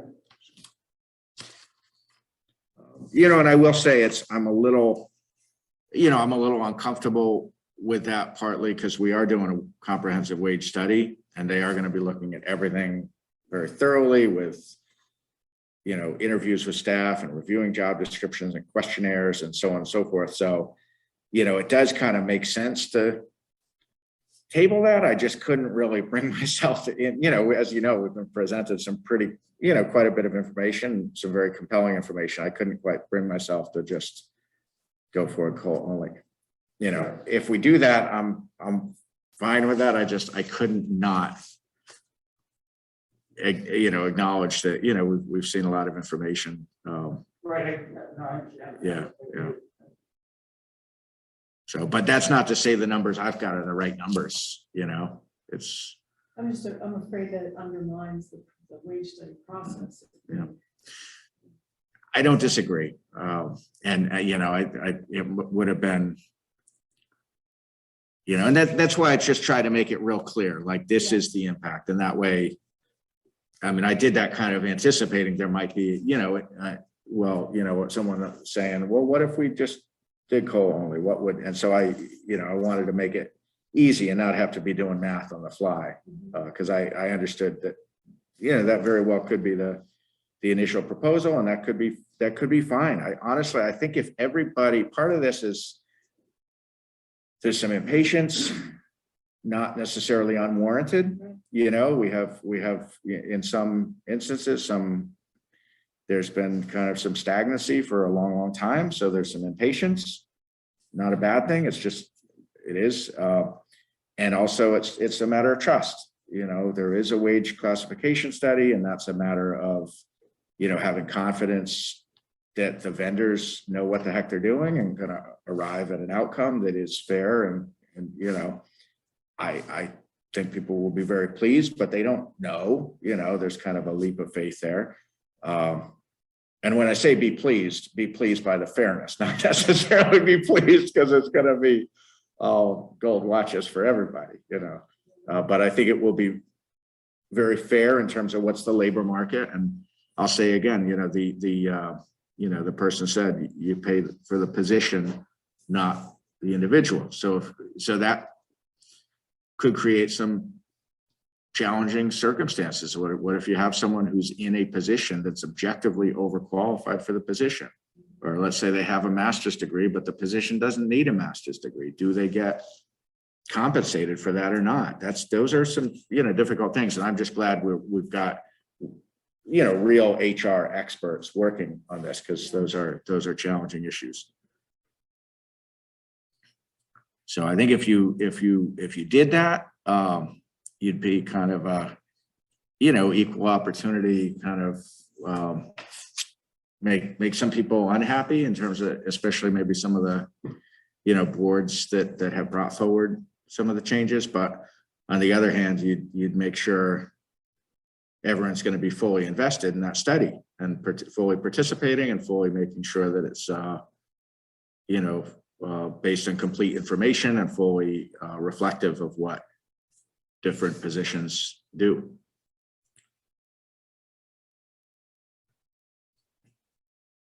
I think especially if, you know, potentially the adjustments that come from the wage study might have to be phased That's It wouldn't right. be fair for somebody to get.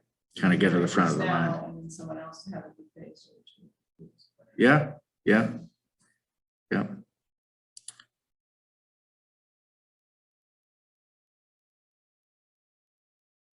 So are you looking for our input now or just to? Whatever you're comfortable to provide. I know, I know you guys got a huge amount of information for this packet. I told, Rick, I'm not trying to like just inundate you. It's just the volume of stuff going on. As you know, there's a lot going on. I don't want to put you on the spot on anything. You could, you could say, hey, let's have it on for 2 weeks from tonight and formally refer it that night. In the meantime, I could share the draft with the FinCom, just mark it draft, and some of these, we could pick off as early because they're fixed numbers. And we could front load the FinCom process with some of the articles. I mean, there's different ways to, there's more than enough content to fill 4 FinCom meetings. Angus, I just had one. I'm good with everything. This is why you're the town manager. You know the details. I think you've done a fine job. I have no issues.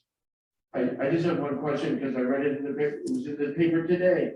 So the solid waste contract. I don't know if you noticed that on the front page today, there was a thing that some other states are rejecting Massachusetts solid waste. Well, our solid waste goes to the to the waste to the burn, but I don't know if that's going to affect prices. That's all. Okay. Just a comment because you've got it going down, and I'm assuming that that's all related to waste from solid waste. So it was really recycling that's bringing the number down. Because I think the contract for, is it Covanta, isn't it? Covanta? Yeah. And I think, isn't that a contractual rate? Yeah, but I don't know how long it lasts. Yeah, not forever, but yeah, I think it would make a year into. Okay. Yeah, the big reduction here in health is from the recycling budget from 45,000 down to 10,000. Wow, that's a big difference. It's a big difference. And in the initial Board of Health proposal, they had brought in at 25,000, but based on the year to date on recycling is quite low. And so I followed up with Blake to say, yeah, because their year to date, they've only expended about $1,300 out of a $45,000 budget for recycling. So, I circled back with him and the board met again back on January 25th and basically said they can reduce from 25 down to 10. Wow. And it's really a reduction from 45 to 10. And, I assured Blake, if the numbers start going the other direction and we get an invoice, we have to pay the invoice. It's not like we have an option to not pay the invoice. I don't want that any more than he does, because that means reserve fund transfers or line item transfers, and it's not fun to do that. But the point is, when you budget, it's you don't want to budget so aggressively that you're setting yourself up to overspend. But based on what he's seeing on the recycling and now actually going back to generating very modest credits rather than costs, there's just really nothing in the year to date or kind of the trend to justify budgeting $25,000 for next year. Yeah, we're seeing let's see.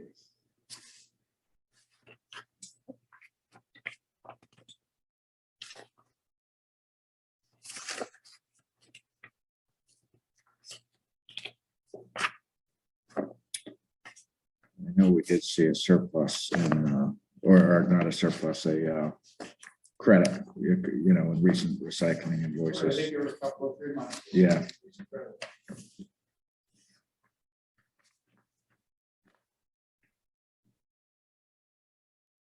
Yep, $15.29 for January, and the last 4 month costs have all been a rebate on the recycling.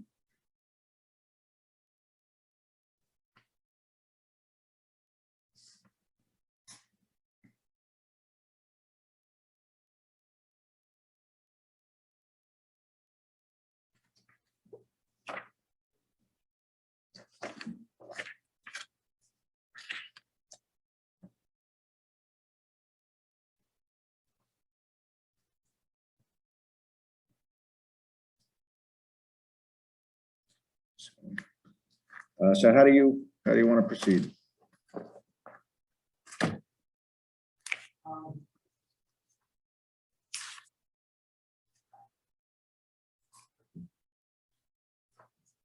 Yes, I would. Sounds like it wouldn't be a problem to sort of ponder this for a couple of weeks. Would not be a problem for me. I'd like to do that. Okay. personally. Mhm.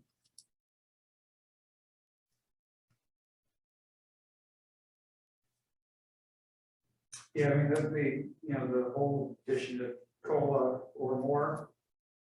But the question of COLA or more is, and I understand Wendy's point, I just have to kind of come to terms with that myself. 'Cause if I think some of these, and it sounds like there are people who are currently dramatically undercompensated. Get comfortable with that, addressing that sooner. But, you know, of course, the irony is that, yeah, everything you said is out. So, and if there's I guess we haven't talked, it's not clear to me how we're gonna handle salary correction.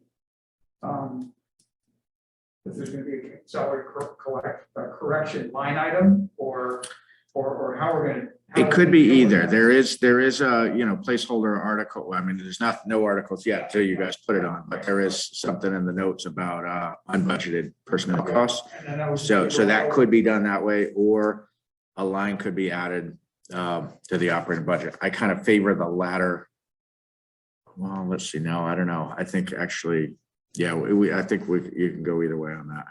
But figuring out what that amount is, or should be, is tricky. I did run, you know, some numbers. I think I told these to you the last time, but just I'll just hand around. This is. I guess where I would go with that is that we'll probably have the information that we need to know before we should almost absolutely have the information we need to know to correct salaries before the beginning of the next fiscal year.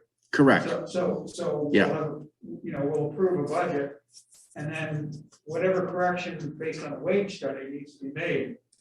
Right. Well, Yeah. And that's where I think, you know, figuring out like what's the right balance to carry yeah, to give you enough flexibility without being frivolous about it.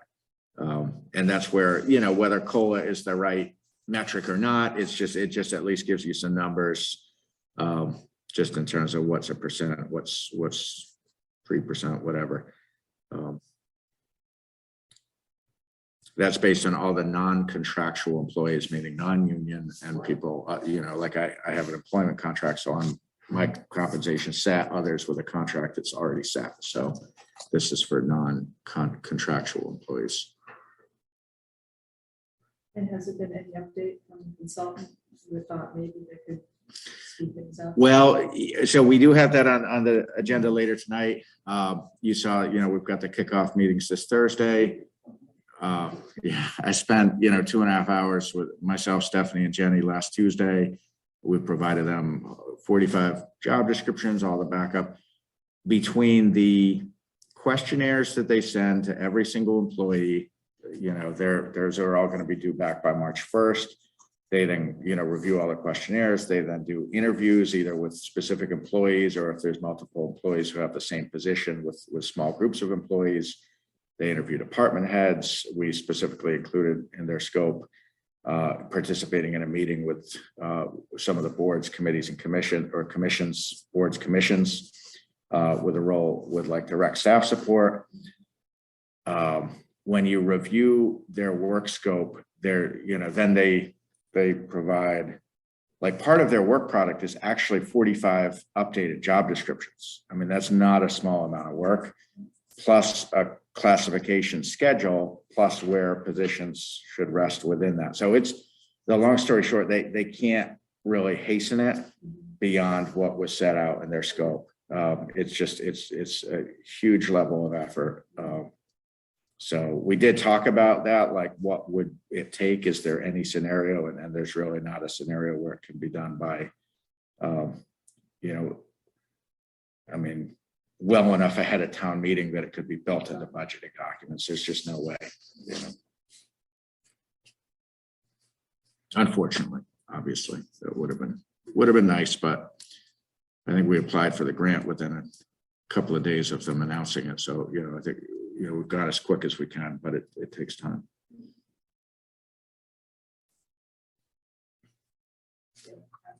Job descriptions and matrix, it was pretty impressive. Is that Jenny? It was a team effort, but Jenny really did. Yes. Yeah. I had job descriptions on 5 or 6 different subfolders or servers or former servers from like former finance directors. And I'd been kind of dealing with that morass in my server. And then I just put that on a shared server. She made sense of it all. So that was a huge help. I see Archie wanting to move things forward. Yeah. So, okay, so does anybody else have a problem with waiting until 2 weeks now? Archie, good? Well, I like to keep things going, but I don't, but whatever. I'm in the minority. Okay. I don't think we need a motion. Nope. Okay, we'll put that on for the 28th. I just remind you, I will be on vacation next week. So if you have specific questions that you want me to prepare for the 28th, if you can try to let me know sometime this week, so I can either look into it myself or get someone else to look into them while I'm out of town.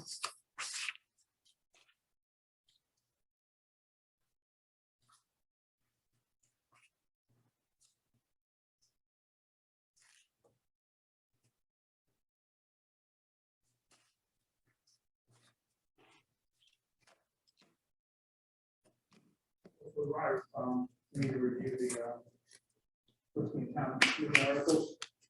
Yep, and we do have, I don't know if we still have Maura and Shane, but yeah. We're still here. Great. Angus, it's Fred. Hi, Fred. Hi, just a quick question. We talked about some of the state requirements for given levels of funding that, to keep certification. So we need to look at some papers. Do you have do you know when we may see something posted on the website on your page for the budget? As soon as I can. I was down, I think, 6 staff today because of people sick or out. Well, It's a matter of time. What I'm really asking is, are you going to wait for the 2 weeks until the No. board reconsiders? Okay. No, I'll send something to you, Fred. And hopefully get the whole thing posted to the website, but there are a couple of sections that need a little work, not on the numbers, but on the explaining what's within them. So. And sorry to press, do you think you'll wait to post anything until then, till you finish that? I'd like to do that, yeah, because otherwise just raise more questions. Okay. So. All right. Well, we'll look for it, obviously. Yep. Thank you. Thanks, Fred.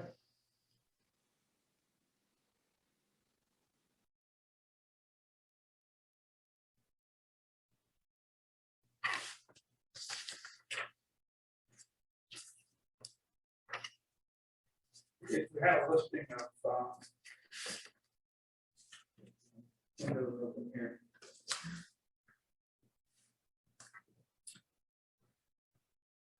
So this is the town meeting articles. Correct? Yep, this is the memo from the town clerk with a whole bunch of attachments to it.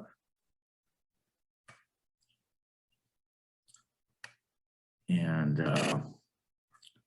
let me just see, there are a couple of notes I wrote on mine based on information received today. So if you want, there's just like, I think 4 or 5. If you want to take, just jot this down, there's 4 at the right at the end. And these are not in the order they would appear, but let me make sure at the end you have. Yeah, I kind of tacked on these at the ends. Is this what you saw through? Yes. Okay, so after that, I have snow and ice deficit. It's definitely an article. Yep. Unbudgeted personnel costs. Soldier and sailor zoning. These are all potential, not necessary, but potential. The pipe state vegetation management, this is the one that Brad had sent over, which he had carried in his operating budget as a one-time expense. I think it makes more sense as an article, and he was amenable to that. So if you agree that should be an article, that would come out of the PNR operating budget. And then finally, then the historical commission, $2,500 for the matching funds for the property survey. And then finally, the planning department has proposed, they need some funds for permit link. I would rather just build that into my technology budget rather than make an article out of it, but I have to, so I have those all on my list in addition to what you see here. So.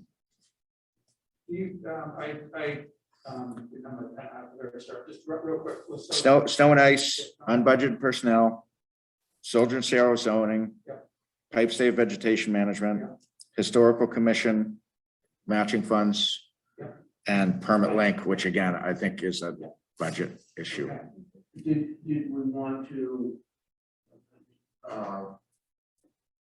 do something about the personnel committee? Was that something? I don't think we have the bandwidth with everything else No, did you disband? well, I know, but that would consume some amount. It would, just to have an article to do that. Yes. Yes.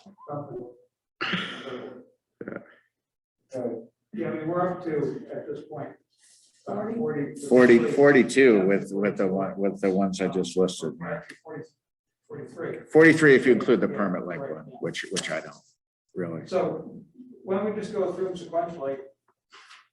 Yeah, and again, this isn't to endorse or not endorse. This is, do they get on the warrant? Exactly. right? Yeah. So is there anything here, just scroll through, well, 1, 2, and 3, 4 is on his. If anybody disagrees with me, so you're going to wait to fast. Okay, go on. Okay.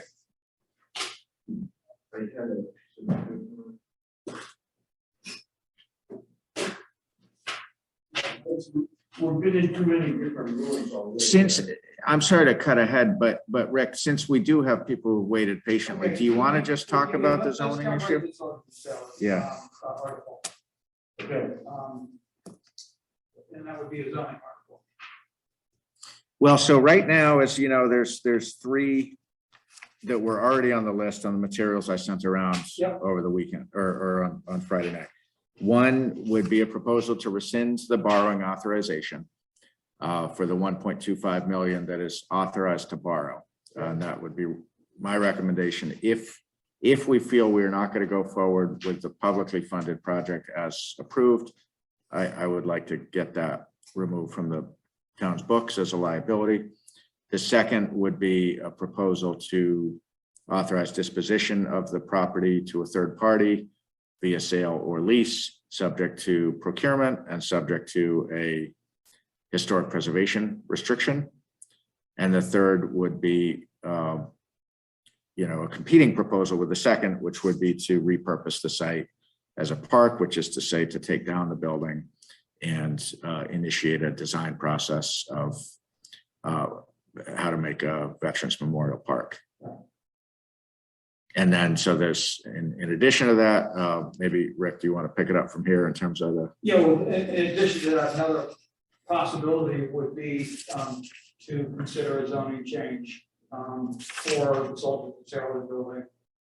And, you know, the question is that something that should be done or should not be done? Or is it something that should be considered now or ever, or maybe sometime in the future? That's gives a lot of options.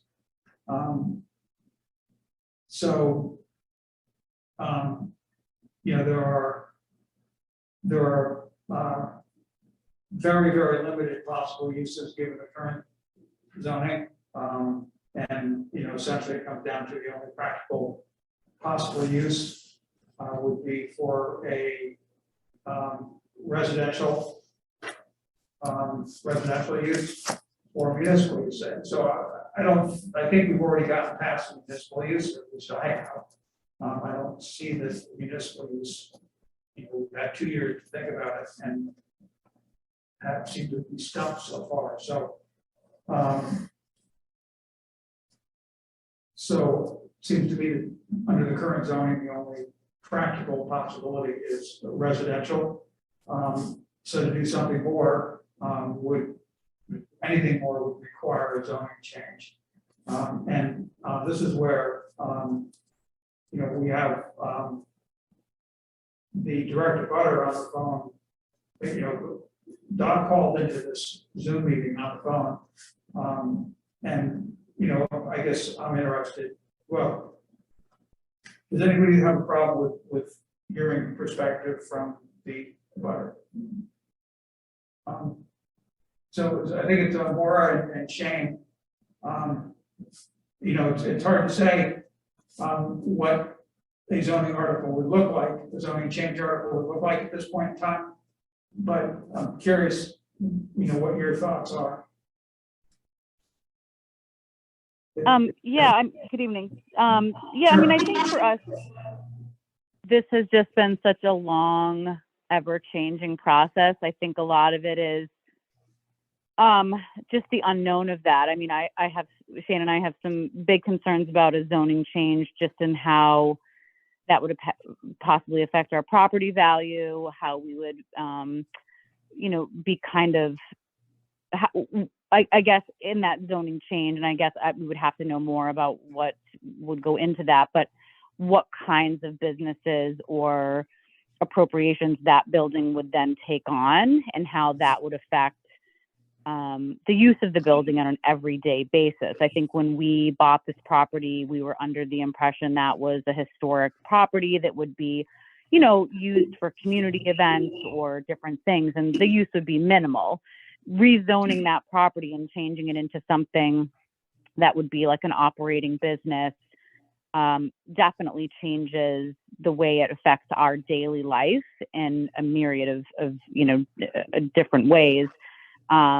So I think the unknown is obviously the most unsettling for us. And, you know, even the lease or the sale of that property being, again, that it becomes something that's not permanent and that we are having to deal with again and again as things change hands and as things move, you know, just is very unsettling for us. We've been looking forward to the wrap of the, you know, the Drake's Landing construction project, which is pretty much done. And we were really looking forward to this whole process being settled so we could kind of move on and make some, you know, decisions on how we're using our property as it relates to that. And this just seems to be pushing this forward, and just the unsettled nature of it is extremely frustrating. And we're looking for some more permanent solutions to the property. That it's such a close property line. You know, even right now with the property being fairly complete back there, you know, just the use of that parking lot in the winter and just the, you know, impact on our daily life is not awesome with the lack of buffering that we have. So I think we're at the point we're looking for some solutions that are a little bit more permanent. We're not for a rezoning of the property because I would be anxious about that kind of changing hands every 2 years or every whatever, and just having a constant uncertainty to that. So that we're not excited about that. And I mean, obviously we don't have all the facts and we want those, but that's not really an exciting prospect for us at this point. Okay. Understand. So I'm not trying to push this issue. I'm not trying to advocate for it. I'm just trying to understand. Yeah. Sort of maybe the limits. If there was a zoning article now or at some point in the future, and it somehow, and I'm not sure if this would even be possible, but if it were possible to limit the potential future uses,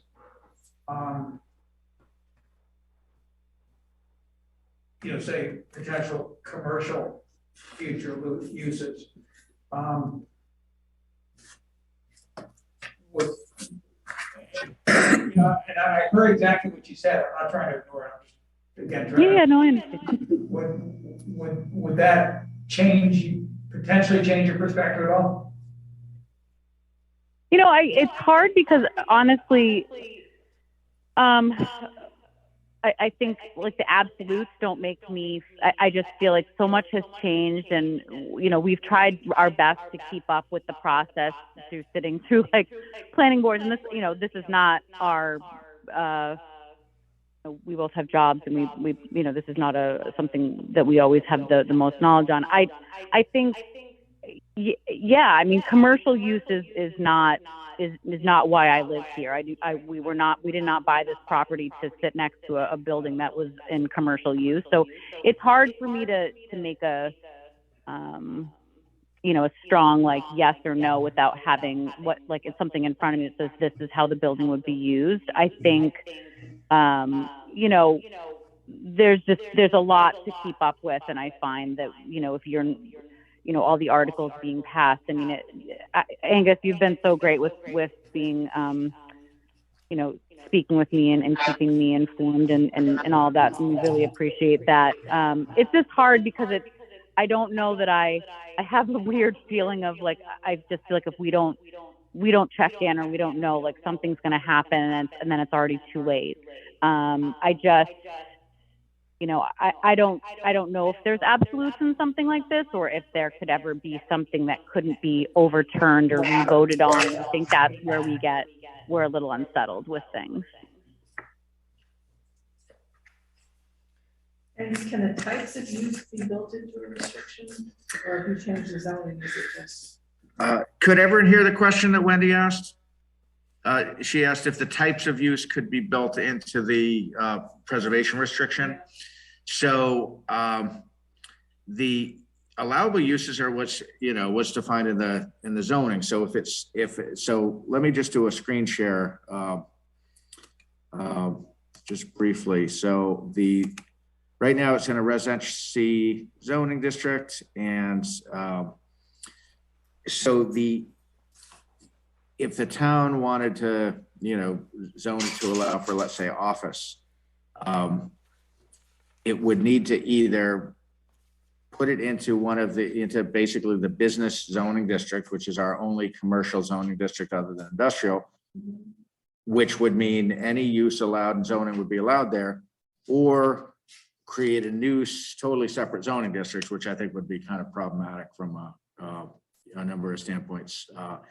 So I think your question is, could, let's say, preservation restriction constrain allowable uses beyond what is allowed by zoning? And my typical answer to that would be no, but I don't want to say that for sure. I talked to Rick earlier today. There's a concept called contract zoning. I don't know if you recall that from your time on the planning board. It's a complicated concept, and I need to definitely talk to, planning colleagues and eventually the town attorney to find out. But the example I gave Rick is, I'm pretty sure contract zoning is allowed but it's not allowed like across the board. There was a important court case a number of years ago where a town, I think it was Bellingham or something down near Rhode Island, had agreed to upzone a property at the request of a major, private business, like an industrial, maybe it was a utility, electric, big money thing. And in exchange for upzoning this property, this company was going to build them a new school. And the court said that, and the court overruled that and said that was unlawful because there was no rational nexus between adding this commercial growth and adding kids to the school. There was no connection there. But there have been other zoning amendments I've been personally part of as a consultant. Let's take like Market Street down in Linfield, if you're familiar with that. When that zoning was approved, there was a development agreement entered between the developer and the town of Linfield that committed that developer to extremely specific performance standards, including on infrastructure investments and building design and all kinds of things. Those were explicit. And that was a contractual arrangement that was in place, and it was all predicated on town meeting adoption of the zoning. So I do think in some instances, some so-called contract zoning is allowed, but I also know it's you have to be careful. It's not something that's just allowed. It's so in an instance like this of a 0.2 acre parcel, is there a scenario where the town via town meeting agrees to rezone the parcel based on contractual obligations that go above, or I should say are more restrictive than zoning? Is that possible? Maybe. And so I talked to Rick about it today. I said, look, if the direction coming out of tonight is you want to explore this further, we can explore that further. I haven't looked at it specifically on this parcel, but that's kind of me putting on my town planner hat, trying to be creative. It's not necessarily a good idea. It means, is it theoretically possible?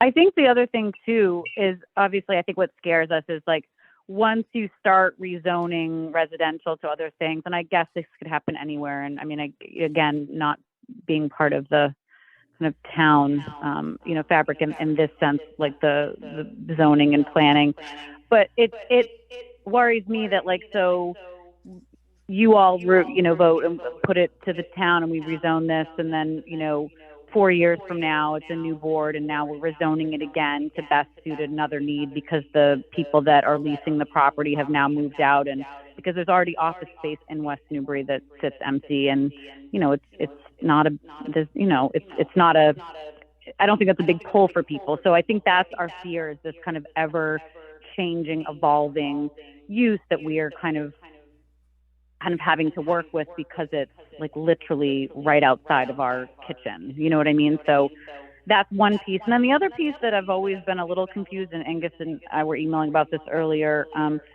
in the week, was, the parking lot. So as this gets rezoned for different things, and I don't know where this left, but there was the Drake's Landing attorney was saying that the parking lot, it has or was in the agreement that the people from the development had access to use that for either, overflow parking or whatever.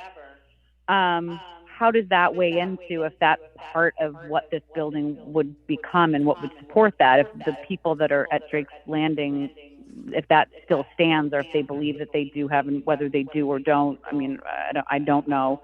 But I know right now Drake's Landing, like the landscaping company that they've hired, is doing all the plowing for that. And people park there every morning to let their kids off. And like, we have no issue with that, obviously. But that's another part of this. If that building gets rezoned as a whatever it is, a architectural firm or a whatever, it's only 8 spots. So, all of that it's just very messy where we sit. And we just are desperately looking for some concrete solutions to not only what this will become and evolve to in what we feel should be something that is part of the current very residential landscape to which we live. And we have no interest in I don't care if it's we really don't. The zoning piece is not attractive to us at all for like I said, many reasons. But that piece, we didn't move here to have a business next to us. And then the parking lot and the no buffer. It's just a continuous situation for us that, you know, it has been going on for quite a long time, and we are excited, or I don't know, we just want some solutions. So, and just briefly for the, you know, for the board or whoever's listening, the parking is, you know, it's on a separate parcel from the building itself. It is in private ownership. It is owned by the Drake's Landing Homeowners Association. It is subject to an easement that's held by the town. And the town has certain rights under that easement. But the owner of that lot is the, you know, homeowners association. It shows up as the first, you know, name on the condo association, but they own the property. So, So rezoning that for a business, if that lot is not attached to that property, how does that work? I guess is my. I suppose the idea would be that the town, that's actually an That's a interesting, very good question. yeah. Yes. Like, cause I don't think the town can just simply transfer an easement to a private party. The town had to. Right. Town meeting to accept So it. it's just messy. It's just messy. Yeah. Okay, you know, I don't think we need to go more. Thanks a lot for the comment. I just Thank want, you. I think Yeah, it's good that we just kind of process this a little bit. I know. Absolutely. Thanks for hearing us out and always letting us kind of voice our concerns or our thoughts. We really appreciate it. And, you know, obviously we'll continue to kind of follow the progress. And again, we appreciate you letting us jump in and add a few thoughts. Great, thank you. All right. Have a great evening, you guys. Thank you. Are you, wait, just before you jump off more, are you continuing to talk about this topic or? Well, I'm going to continue. I think we should continue to talk about the building, but not. Okay, I thought so. I didn't want Maura to jump off thinking that. Personally, I think unless somebody else has something they want to ask about the potential rezoning, I'm satisfied. I do want to just say one thing. It's the same thing, Rick, I told you, you know, when we spoke earlier today. You know, the consulting architect, Lynn Spencer, who we hadn't, you know, she kind of hadn't been involved for a little while because the CPC conditioned that scope not begin until the septic issue was resolved. But, you know, I made her aware a couple of weeks ago when we got Sam Jocelyn's memo about the allowable uses. And I made her aware at that point, the board had discussed in December that at least at that point, it was not favorable toward a potential rezoning. And so, you know, I asked, like, how would that affect if we were to go forward with, you know, seeking authorization to dispose of the property or for sale or lease to a third party. And, you know, we did speak earlier today, and she did say that the only potential path that she sees to actually reactivate the building through like a disposition process would be with an office use. She did not think that, you know, if it was issued an RFP based on the current zoning and the idea of a single or two family house, she just did not think that was probably going to yield it. And I think she's right. So I just wanted to say that. I don't think that's a surprise. So I think if you are intending to bring an article to town meeting to authorize the disposition, and if the intent is for that to have any chance of working, you know, the zoning is going to be, you know, so how you deal with that, I don't know, but I'm not saying you should do this or should do that. I just think if you I think the zoning needs to be part of that article. well, the thing is, here we are three months to the day before town meeting. And as you know, this process is really important. Time is, and no one wants anything pushed. No one wants that. No one wants that. So, but maybe if there was funding with the disposition article to address things like the historic preservation restriction, preparation of bid documents, so on and so forth, maybe you throw in some funds in an article request to engage a planning or zoning consultant to actually bring forward, like, look at, would it work? How could it work? You know, and then maybe next fall or something. So just so that doesn't end up being like this dangling thing, because I don't think, you know, whether you should or shouldn't do it, that's not what I'm saying. I'm just saying if you're intending to seek authorization for disposition and you intend for it to actually have a prayer of working, use limitations right now are extremely limiting. Right. Okay, but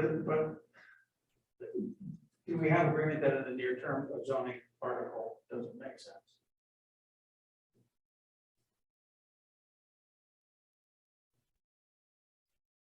It's impossible. Okay. So I think it makes sense. So, okay, so let's move on. Okay, all right, good, thanks. Thank you. Thank you.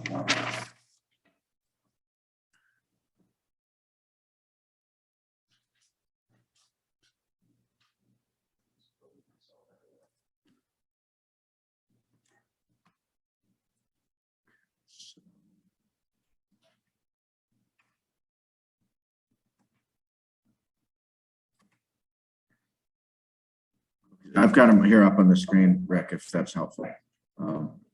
So we kind of jumped ahead, which I think was good as a courtesy, but so you know, the first few are your standard articles. Let's get to where what's shown as number 6, obviously this all changed numbers, but that's simply Board of Water Commissioners putting money from their retained earnings into stabilization. The next one, this Board of Water Commissioners proposal for an engineering study. You know, there's some work ongoing regarding scope and budget. That 27,000 is that number is expected to change, and that's probably intended to be a, you know, kind of a comprehensive study with hydraulic and distribution, but also capital planning, financial plan, you know, rate structure. So that's number 7. Then we get into I listed them under appropriations because. And we don't obviously have dollar figures right now, but we're working on that on if there was an article authorizing disposition, that we ought to have some funding to cover the legal and the technical services that would be needed. So we'll as long as this stays on the warrant, we will rough in a number on that and give you that would include the historic preservation. Correct. Or article. That's right. Yeah. Yeah. Because just to be, so the scope that we have with Lynn Spencer includes preparation of historic preservation guidelines, which all become part of a historic restriction, but it's more like guidelines. The restriction is the long legal document like you see with the CR. So, but a lot of the intellectual work would be done prior to town meeting in terms of the guidelines, but there's still some work and some legal work to turn that into a binding restriction. So that's not sort of something CPA. No, that would be, at this stage, we don't, we haven't kind of specified the account sources. I do have a working draft of like that impact on town accounts. And I always pencil in like where I think it will come from, but it's typically later in the process that we determine where the funds would come from. But I would think this would be probably a free cash article. So you guys, and then the next one is on the, repurposing of the site as a public park, and that the dollars associated with that would be both the cost of removing the building, as well as I would think we would want to include cost of conceptual planning for what the site might look like. So again, that's kind of a work in progress to get to a number, but there is work going on that. So before, and then the third one is rescinding the borrowing authorization. Those 3 articles, you guys, and you can always pull something off later, but you want to keep all those on for placeholders? Yes. Good, okay. Then the next one, this is something we talked about actually the last 2 town meeting cycles, which you had in your backup, and you probably haven't had time to look at everything. But we've talked about the need to look at parking and circulation within pipe stave. We did invite a scope and proposal from TEC. Oh, actually, Wayne's saying he thinks it's between 50 to 75,000 on the demo, based on his discussions with Sam. Okay. So this one, Yeah. is there some kind of economies of scale or efficiencies to do to do this at the same time we're doing the traffic study, because if they say, well, you should move the access from pipe save, 20 feet north or whatever. In other words, to me, it seems like these things kind of go together. They kind of do, and that's actually the genesis of it, because 2 years ago and then again last year, Wayne and I talked about, hey, we really need to do this. It exceeds, where we can't, you need some kind of specialist to really, not just on the engineering side, really on the consensus building side. But we never had a number. So then when we started working with TEC on the safety audit, and I said to them, when we get into the public meetings, most of the questions you get are probably not going to have to do with the intersection. They're going to have to do with the issues interior to the site. So that's, we've been trying to communicate clearly that their scope is the intersection, because that's what the state funded with but they are kind of inextricably linked. The boundary we got, so. So that's where we said, let's.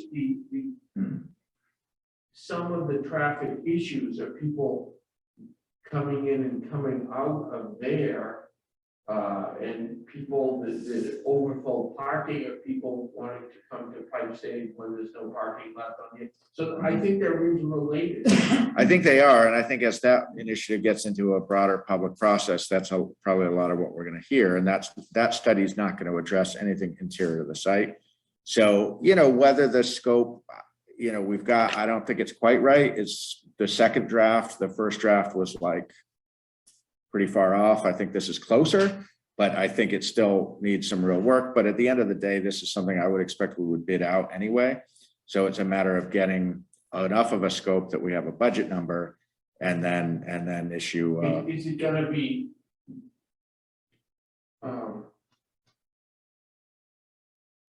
with two different? If we end up with two different consultants, is that going to be bad? I don't think so. I mean, I could be wrong. I mean, I don't know. So It wouldn't be ideal, but I would think that, it seems to be pretty high probability that TEC, already being familiar with the site, would have a really competitive advantage going into it. I think from the traffic engineering side, yes. It's part of what I've really tried to hammer home in my conversations with them is the kind of legal context, specifically the CR, the distinction between pipe stave and done, and one's CR, one's general municipal, but also just the number of activities and organizations and groups that all, it's that process and that consensus building that's, I really feel like it calls for like facilitation, public, like charrette type engagement.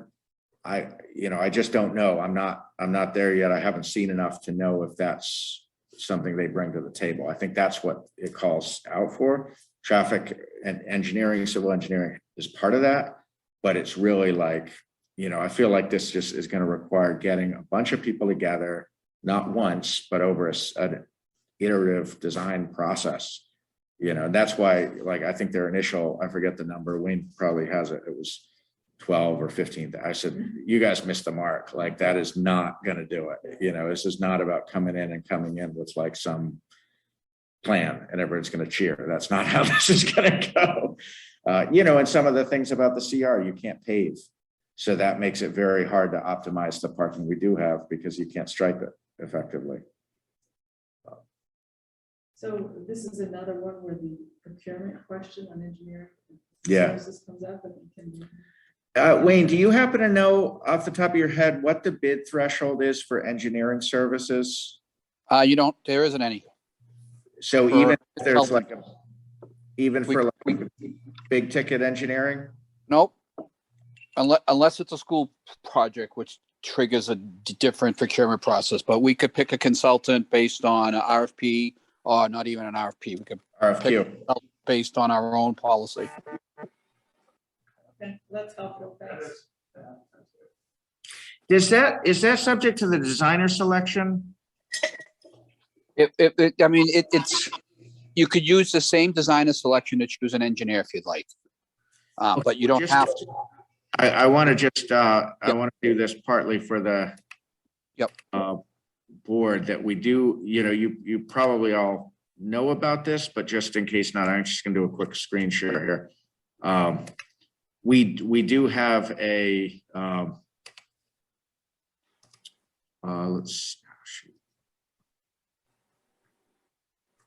we do have, is that coming through this designer selection procedures? You see that, Wayne?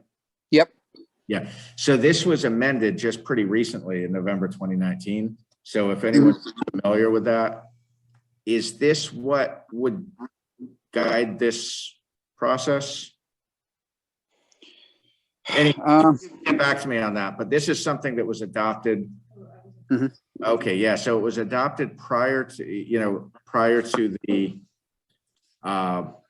it had been on the books for 10 years or more. And then prior to the prior to the procurement process that resulted in the hiring of Sullivan, Spencer, and Vogt for the soldiers and sailors, Mike McCarron had said there were some statutory changes that required this policy to be updated. This went through a couple of meetings. Archie would have been on for that. I think, Rick, you were on. Yeah, you were on the board at that point. Yeah, now this is one of the many layers of work towards that's invisible, but it was multiple meetings, multiple red line. So this is our official designer selection procedures. And the authority to select rests with the chief procurement officer, but it calls for basically establishing like a working group or committee that's going to screen it. In that case, we had people who were involved with the soldiers and sailors. Peter Ringenbach was a key piece of that, so forth. So this is our designer selection process. I think that calls out building projects. So Yeah, it does. Yeah, pipe stave would not be a building project; it'd be a construction. Okay. All right. Well, I guess so I think sure I think we would go with a consultant that we felt comfortable with, like TEC, or we do an RFP and send it out and just make a decision on parties, like we did with the playground selection. That's right. Yeah, that worked well. That worked really well. Great. So I do think, I think the scope is getting there. But it's, I told them when we met on site on January 12th, or I said, take whatever number of meetings you think it'll be and triple it.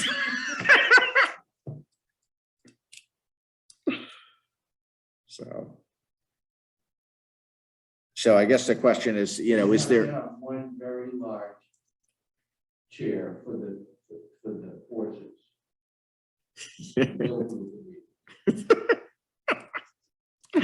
So I guess the question is there enough there to keep this on as a placeholder for now? It can always drop off if it doesn't come together properly on the timing, but I think so. It's definitely a need. Yeah, it's definitely a need. It's something we've been talking about for just in the context of seeking an appropriation for this is the third year in a row. The timing hasn't been right. I'm not the timing wasn't right in 2020. It wasn't right in 2021. It was actually on the warrant, if I recall, in 2020, but then with COVID, there was no time to flesh it out. So I do think the time's right. Whether the scope is quite right, I think I'd welcome your feedback on that. But I think that's probably a pretty good budget number. But that, so next one after that, any questions on that before we go on? Next one is currently pending before CPC. What you've done in the past with that is kept things on. If CPC does not end up recommending it, it would definitely fall off. It can't go to town meeting for CPC funding without CPC recommendation. But this is what's before the CPC. Oh, okay, so I have a question about this. It says that to qualify for CPC funding, that it has to be involved in rehabilitation of the land. That's the exact word. Is this rehabilitation and what does that mean? No, this is not under the rehabilitation. I think you have the application. I do, yeah. Yeah, It's under the open space and rec. Are you saying under the rehabilitation of recreation lands? Yeah, that's how it's categorized as being fitting into a CPC category. this is more like planning, you know. The community engagement, figuring out uses for the how.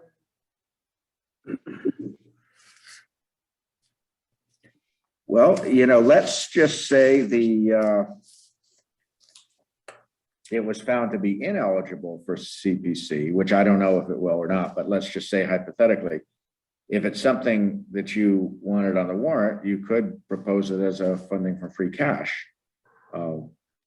I guess I'm saying, maybe we don't need to get bogged down with what the funding source is at this point.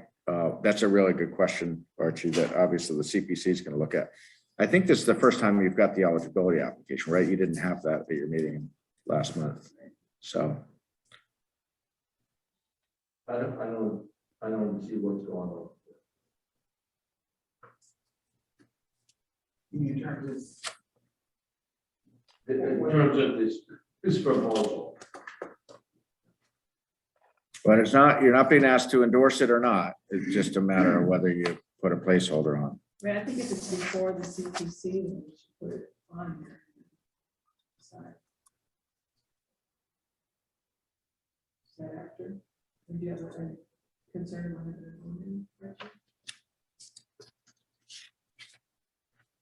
I just don't know what we're trying to accomplish here. That's all. Other than that, I think it's great. I do know that, Park and Rec, they had a site visit in December where they invited a lot of different user groups, youth sports and so forth, to meet them on site on Bachelor Street and to talk about deficiencies or opportunities associated with that property. And I believe this proposal was a direct result of that meeting and some of the feedback they had, as well as some of the ideas some of the commissioners have, where they want to flesh out, what's a vision for either improvements to what's there or potentially changes to what's there, as well as they added, existing condition survey and resource area delineation, just so they understand where the, regulatory limits are. I mean, there are accessibility issues. They're looking at potentially connecting the trails to Bailey's, Drake's Landing. More like a site plan and then do kind of visioning. There's not a lot of details. I know, it seems like a lot of, I don't know, it seems like a lot of money. Yeah, well, I think the delineation, it's wetlands delineation. Yeah, that's a third of the 45,000 that you see.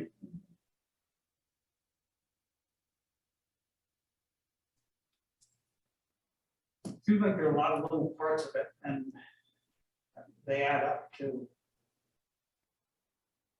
more than you might imagine. My recommendation would definitely be to put it on. If CPC doesn't support it, it could come off. But I just think from a process standpoint, if, let's say, the board was to decide not to put it on, I think it'd be much better to do that after inviting the proponent in to speak with you directly, and then, because you can always pull it off. You can't add it once the warrant's closed. But I think from a process standpoint, that would be a better way to handle it if you're inclined to maybe not have All it. I know is we're gonna, this is sort of new. It's like came out of nowhere. It's one of those 115. I can't actually remember if I got it on the list or not. But yeah, no, it is. It's a new thing. Doesn't mean it's unimportant, but it kind of came to my attention late December for the first time. And I had no idea they were intending for something for this spring until I heard from, yeah. I would personally, I'd just soon leave on and let them flesh it out and hear what they have to say, and, you know, maybe we decide it's just not ready for prime time, it's not time for it, and, it is a new idea, and it doesn't mean new ideas can't fly the first time, but, I think it's still worth hearing out. I mean, but again, we're forgetting bandwidth and lots of things going on. It's what we're doing it. So we're doing a study at Pipe Save. Now we're doing something here. We're doing the area, the trail around Mill Pond, Mill yeah. Pond. Yeah, This is you're all right, part and of the they're- same thing, and we're expanding our tasks. I'm just reminding you, this is what we're trying not to be doing. You're right. You're right. And those are all, You're saying keep it, so that's. well, I'm just saying from a process standpoint, even if you end up taking it off, I just think as a courtesy to the, elected board that brought it forward, it's good to, give them their day in court, and even if it's not ready. But I It's think, just one more thing. no, you're right. I think the project management aspect of something like this is substantial. It is drawing from a lot of the same universe of people that if we're serious about the pipe stave thing, let's say we want to have a series of high profile, getting people there. You can't do that for 7 projects at once That's and what I'm expect saying. Yeah. that everyone's going to show up for all your meetings. So you're It's the not, same yeah, kind of people. yeah. So if pipe stave is going to be the priority, maybe that's a very reasonable decision. But process wise, I just think if that, I just think that'd be better if the proponent was given the opportunity to Yeah. talk to you and, directly. Also, so we end up talking about it for 15 minutes or 20 minutes, 2 meetings from now, or whenever we have that conversation. I think there are thoughts generated that make a later proposal that much better. And if we don't even listen to it now, then. Well, in 2 weeks, yeah. And hopefully, hopefully a year from now, at least one of the other projects is completed and there is. Yeah, or there's a assistant DPW director to help manage all of these projects.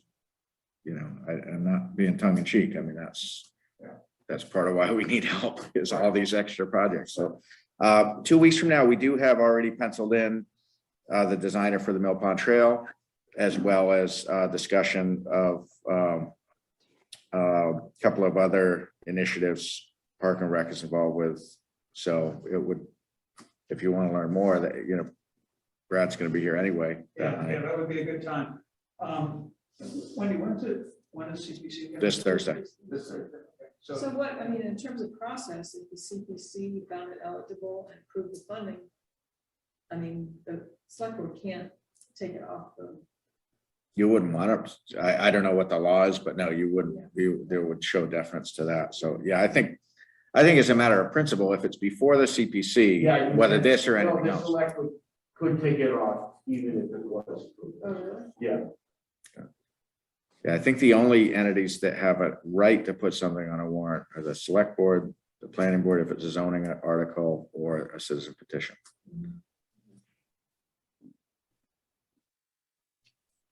But as a principle, it makes sense if something's presently before the CPC to, let it play out there.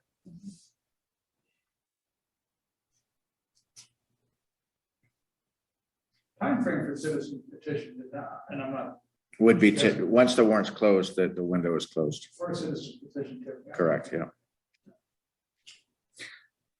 Yeah, if there's 100 signatures, they can compel you to hold a special town meeting. Oh, But for the annual town meeting, once the warrant is closed, okay. but yeah, if someone came in with 100 signatures, whether you have a special coming up or not, you have to move forward. And what's the deadline for that? Well, you'd certainly like it. To actually hold a special town meeting, Yeah. it is pretty tight, yeah. It's like 30 days or something. Yeah.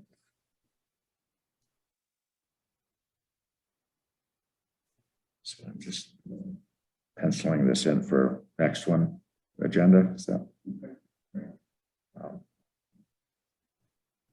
So The next one, Jones Energy Sustainability Committee, article fund study potential for the potential to generate solar electricity at several town parcels.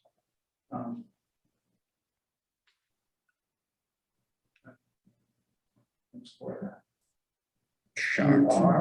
Shocked. But I think it's a project. my only question is, haven't we done this? That's all. No, we applied for what was called a meta grant, municipal energy technical assistance grant, and we didn't win the grant.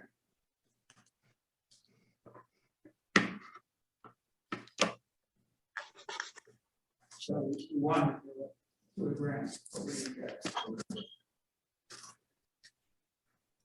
Everyone good with that? Yeah. Then we have a number of DPW proposals, and I want to say this item 14 is under Wayne's umbrella, but a number of the ideas are things that, you know, I had a hand in or maybe even initiated. So either he or I can respond to questions you may have. I know, Archie, you have some questions on a couple of the things. Yeah, I communicated with Wayne about these this morning. So that a good chunk of the money was in terms of doing some upgrades to the old highway garage and roofing on it. And I just want to explain to Wayne some of the backstory is that one of the reasons for the fabrication of the new garage was that the old garage was absolutely not fixable and needed to be torn down. And so how do we now explain to the voters that, well, it actually is not that bad, we will spend some money and keep it. So that's a hard sell. Yeah, and I didn't know that until I got your email this morning. I didn't know any of that history. So, Yeah, I mean, it was literally, we're gonna tear this thing down. so who made those representations, just out of curiosity? Well, the reason the reason the water department is in there now, well, okay, well, we're not doing anything with it, we'll let them use the space. But it was absolutely, it was considered because it's also, near the Page School, that it was an attractive nuisance, and the building was in just horrendous condition and it needed to come down. And that was one of the selling points for the town spending a lot of money to build a new garage across the street. So, but I guess I'm curious, was that Wayne's predecessor or was that? Yes. Okay, so it was, okay. So if I could say something, Archie, if I could say something. Yeah, sure. I'd be curious how DPW today's operations of DPW would function out of that building. Because if you look at the structure we have now, which is probably 4 times the size of that building that we're talking about, the water department's using, our building is suitable for DPW needs with size. I couldn't imagine what it would look like if we had what we have today at the new building up at the water garage. I mean, just the number of trucks itself, we wouldn't actually be able to store them inside, which would be negative. It was. Totally agreed. I'm just saying, one of the selling points was that the building was, beyond hope, basically. It definitely does not have 100 years left in it. I'll tell you that. At the end of its life, but could we get another 15, 20 years out of it with some loving care? Yeah, I think we can. I don't know if it's going to be, around as long as the new DPW garage, even though it's a stone structure, it does have an end of a life.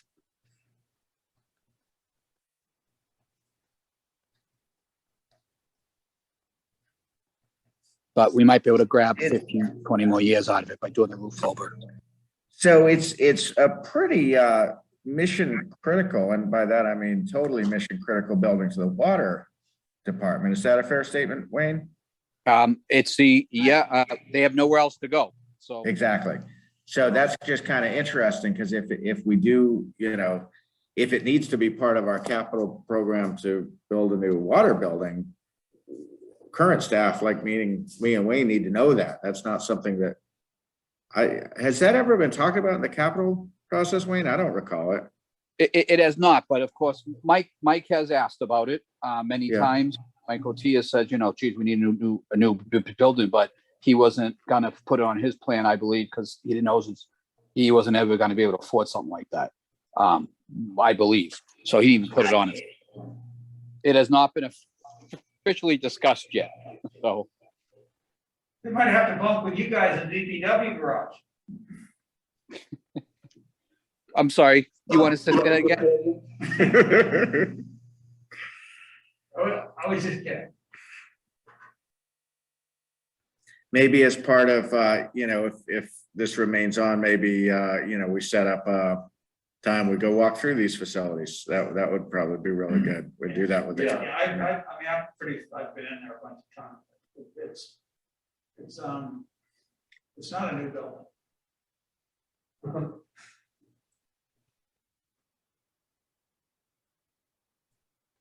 Okay, I had another issue with getting rid of the table. Because we spent a lot of money, which I was completely against covering the table.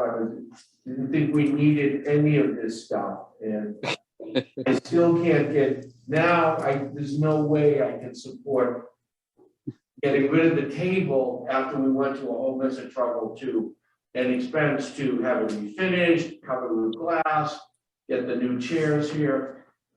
Can't go there. Sure, and just so the driving interest in this one is not this table or replacement of the table, and it's certainly not replacement of your comfy but uncomfortable chairs. What it is really what you see, the wires, the chairs for the public. The wires totally. Yes. Right. So that's kind of just where it began. I guess what I'm saying is it could be scaled back based on what you envisioned, but where the conversation began was, and it didn't just begin with COVID, because I think for a long time I felt, and I think a lot of new staff who've come here from other communities who are used to kind of chambers that are quite like, I think Wayne had some nice language that he put in there about worthy of the democratic process that takes place there. You go into the, council chambers, or, there's like a look and feel. There's some nice thing with like the town seal on the podium there. There's just different trappings of government that really don't exist in this building. But then with COVID and all the wires, we could run some conduits and get these wires away from here, but that got us thinking, what about that, all that telecom equipment? It's just sitting out there. And a lot of, where I used to work, there was the council hearing, and then a lot of that was built into a cabinet that was built into the kind of semicircular table. And it's just a building or a room that's designed for its purpose. And so we could scale it back, to just deal with getting the wires out of the way so that we don't get dinged by, OSHA the next time they walk through, because this is obviously not how it should be. I think that's good. We could do that. We could do, if you guys agree, I think these chairs are kind of like an embarrassment to this town. I mean, I know we don't want to spend money on things we don't need, but at what point, anyway, it's up to you. It's your tax money, but. I just want to note it's 10 o'clock at night. You can't comfortable sitting in those seats. So. We don't want to be comfortable, because then we get the meetings over fast. So I think, in terms of what's embedded within that, $24,500, that is a big number. That's probably, I don't know if that's the Cadillac, but that's probably a nice end product. If we want to do something more incremental, that's totally fine too. But But I just wanted to explain kind of where it began, was like a nice dais with like a town seal, Instead of a mishmash of different. yeah, that you walk in and you feel like you're, yes, here's the link, as they patiently listen to our democratic form of government at work. I love your word choice. Thank you. Thank you. So that's where it began. That doesn't mean that, and I just, there's no criticism whatsoever, but, I just got these articles on Friday, so I don't, we'll go through them in detail and see what do you like, what do you not like. We don't want to put anything to the voters unless we have the kind of full support of the select board. So maybe you feel that a different number with a different scope is better. That's fine. But this is, we feel like, yeah, it kind of started with just a couple of things and kind of grew into like, how could we really optimize the space? And I do think the geometry of this table makes it difficult. We dealt with that when we put this screen in a couple of years ago, that we looked at different scenarios of how we could situate that table to optimize seating. Mhm. I think we did a decent job, but it's still, it's not a great, it's kind of an awkward shaped room. Yeah. Where did this ever come? It was on the stage of the old town hall. Completely a mess, and we got it not easily over here after it had been finished. It's also likely that, some share of this would be fully payable out of the cable revenues, the PEG revenues as well. So it's a wiring. Yeah. I think everything to do with the AV, or if we wanted a cabinet to get that out of harm's way, that stuff would all be, potentially payable out of the PEG funds. Okay, well, that's good. How are these guys working out? Great. Yeah. We've gotten good feedback on the sound since we made those Maybe changes. we got no feedback. Okay. Yes, Good, no good feedback. no news is good news. Yeah, we'll take a look through at what portions of that could be payable from PEG funds.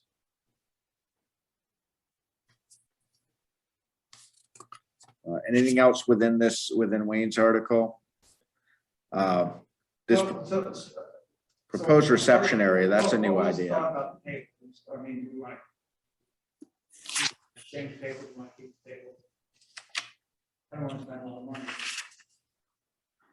Does it have any historical significance? It does, but I forget. It is large. It is like. It is heavy. Imagine getting it here from the out the door. I mean, the old house. And getting upstairs and out the corner. Yeah.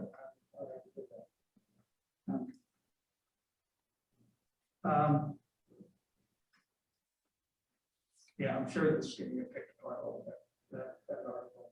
Yeah, So I think we should keep it. Personally. yeah, we can put it, toward the later in the FinCom process to kind of fine tune and tighten it up and Yeah. make sure it's makes sense.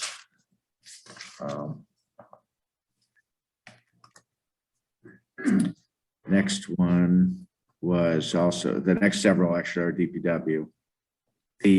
This lintel and brick exterior, this is, you saw in the packet, Gary had gotten a quote a couple of years ago from a vendor on the lentil survey. Yeah. Actually, it says lentil. It is Yeah, lentil. it's lentils. It is lentil. Yeah, you don't want to eat those. No, well, I'm surprised because this is actually on the vendor's letterhead. It says lentil. Actually, I noticed that. Yeah. I'm not big on green beans. I mean, lima beans. But this is something that's been on the capital program a while. I put this in, this is part of what they'll review tomorrow night if it survives tonight. by Survive, so I don't mean endorsement, just keep it on or not. But it's definitely a public safety issue. Yeah, well, I mean, I think that's the critical thing here, is that have actually been chunks. There has been chunks. That's right. And, yeah, so it really is public safety. Yeah. And is there a long-term plan for that school? You're opening a can of worms. No, I just- I'm not going there. We keep throwing money at it. I just want to make sure this is what we are committed to for capital. Well, and that's where the next article really is why we brought that forward, because, you know, I don't think we can just not do anything until we figure out the big picture, because that could take quite a while. And that's why I think the lintel issue is probably good. But the bigger picture is this kind of structural and component audit. We had a study, we have a study on file from 2009 that Doran Whittier did that was at that time you know, intended to be a comprehensive review of the capital needs. My understanding is some of what was recommended in that study ended up being taken out because of cost to do with the addition, the gymnasium addition. But yeah, this proposal for the 85,000 really comes out of discussions at last year's capital committee over a series of a few months. When Nathan Kelly was chair of that committee, he was really pushing hard for exactly what you're saying. Like, what is the tipping point at which it doesn't make sense to continue to pour money into the school in favor of a potential different direction? So this study is basically intended to inform that discussion of what kind of backlog really are we dealing with here. But I mean, remember the one thing that there is always that, are you putting good money after bad?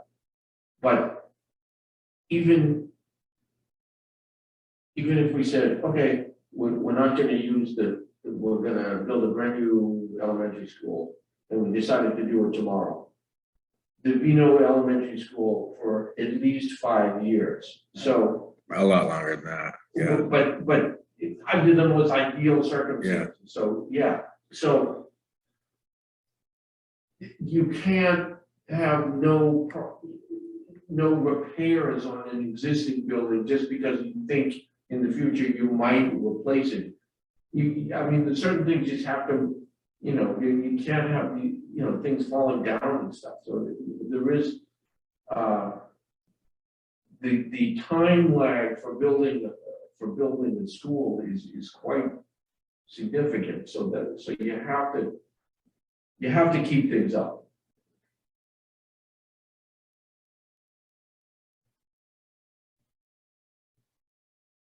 I guess you just have to prioritize, you know, if it's a safety item, yes, but if it's an enhancement or, you know, something that's not related to the school. Yeah. Yeah, and I haven't heard any suggestions. I agree with you totally, but I haven't heard any suggestions of enhancements or what I would consider enhancements. And, you know, there is an issue like, you know, and that's, you know, we have all for a while for that, but currently, you know, there may be 88. But like the lintels, it's kind of an architectural enhancement of the place, but at the same time, it's also a safety thing. Right? Yeah.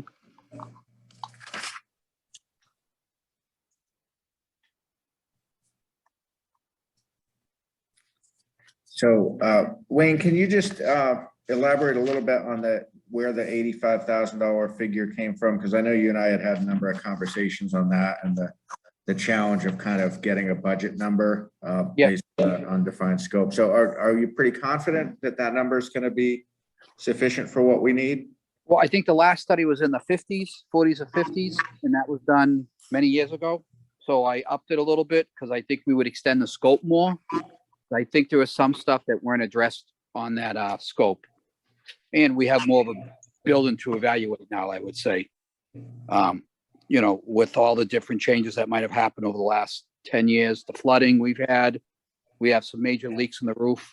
So I think this next assessment is going to be much more detailed than what we got the first time.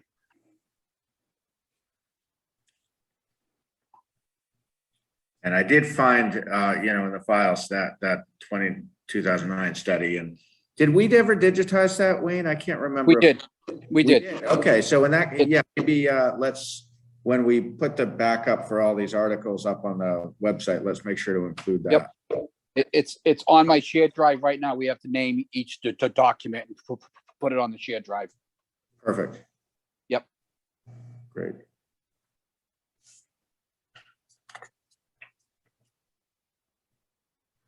Everyone in favor of keeping that on?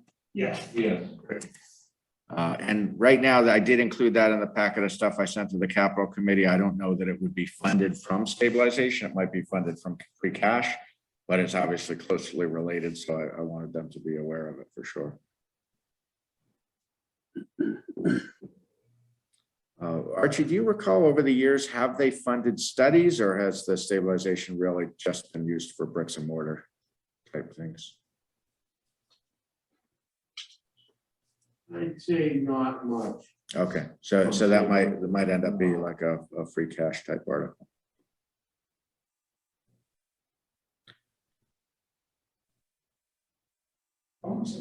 Phone system, yep. We've done quite a bit of work on this, corresponding with different municipalities, getting sample RFPs, talking to or trying to talk with prospective vendors. So we've known this was going to be needed for quite a while. It was on my project list back in June of 2018 that the board put together at that point. But until, the last couple of months, we haven't had the bandwidth to really figure out like what would be an appropriate budget number. So it's a big number, but that includes, there's a lot of technology in there with a server and individual, the individual phones and.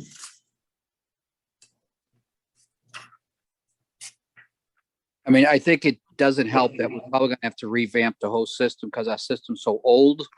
So this is going to be a brand new from scratch. So just keep that in mind. It's not going to be able to be a hybrid of what we have today. And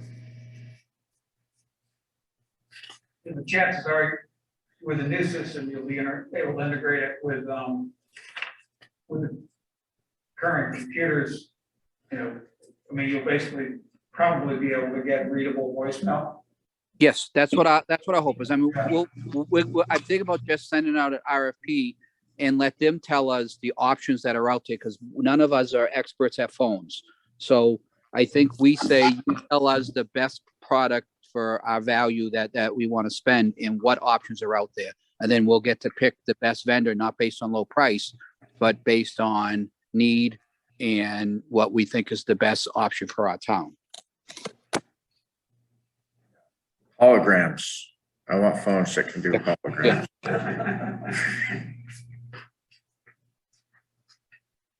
Next one is the pickup truck. This was brought forward, I think, was it last year or 2 years ago?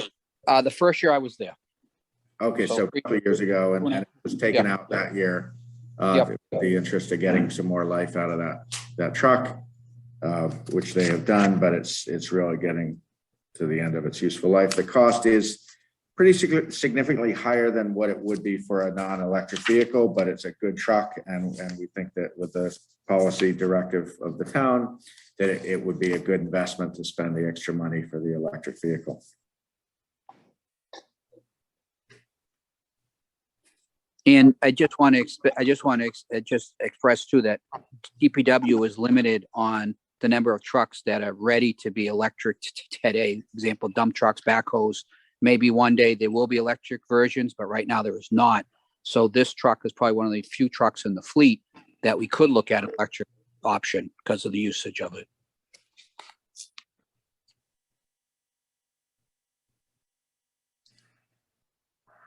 That will change with time, but yeah, it definitely isn't there yet. Mm-hmm.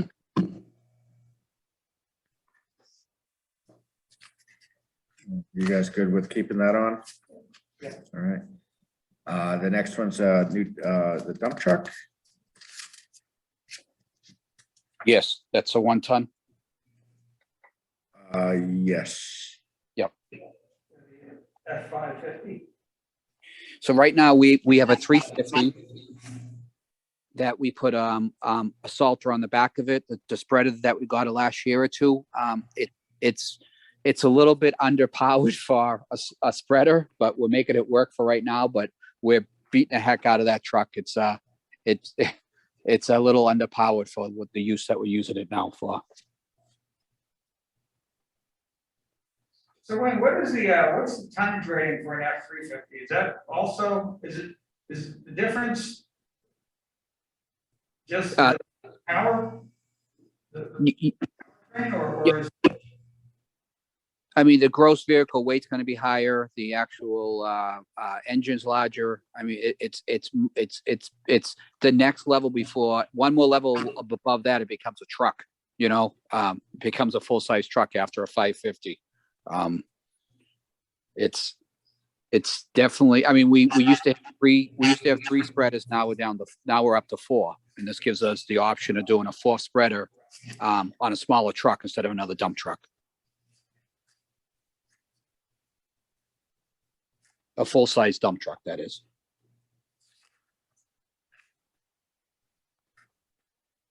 okay.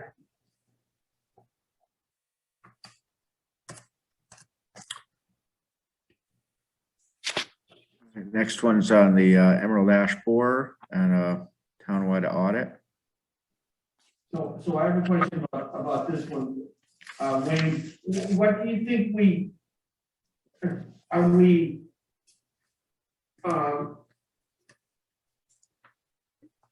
okay, we do a study and we find out that all of the trees are beyond repair. So what has that gained us? So that gained me the documents I need to bid out and estimate the cost removal of the trees. So it does do our work for us, tells us where they are, where all the ash trees are. They will do a DBH on each tree and give us an estimate cost to remove it. And then we're actually able to plan, budget a townwide 10, 15-year removal plan if that's where we want to go with it. It'll also recognize if there's any that we could save in the next year or two. Will give us a budget on what it would cost to save them. Yeah, I don't see how we can afford to be treating right-of-way trees for, throughout the entire town. It's prohibitively expensive. Mm-hmm. I don't expect many to be able to be saved. I think it's going to be more of a trip around town to see which one, where the ones that are dying, and giving them a priority of when they need to come down. So they're going to do the audit based on the priority, how they're close to the road, if they have a lien on them, and it'll help DPW base budget and priority on it. I mean, we're probably looking at $700,000 of tree removal over the next 20 years, but some of them we might not have to remove if they're 35 feet off the road and angled, towards open space and not towards the roadway. So they're not really going to last 10 years. I mean, once they've been affected and killed, the ashes tend to start shedding limbs and quickly. $700,000 we're in trouble because either that or we're going to let a lot of them just fall because I mean, based on what I've seen, it seems like within 3 or 4 years, 4 years might be generous. It's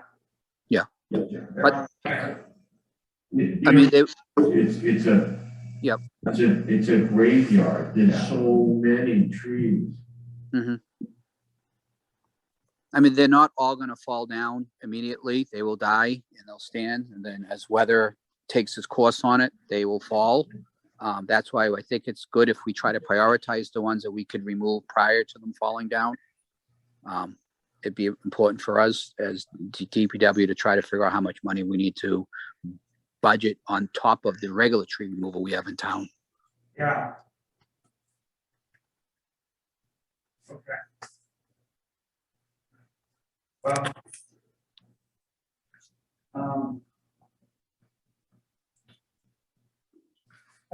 Yeah, I mean, I guess it's something that should be done. You know, from, so to some extent, it's kind of a safety audit as well, knowing which ones Mhm. you have to deal with first.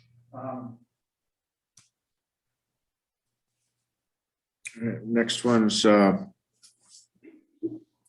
public safety telecom equipment from the Park and Rec building. Move that onto the Page School.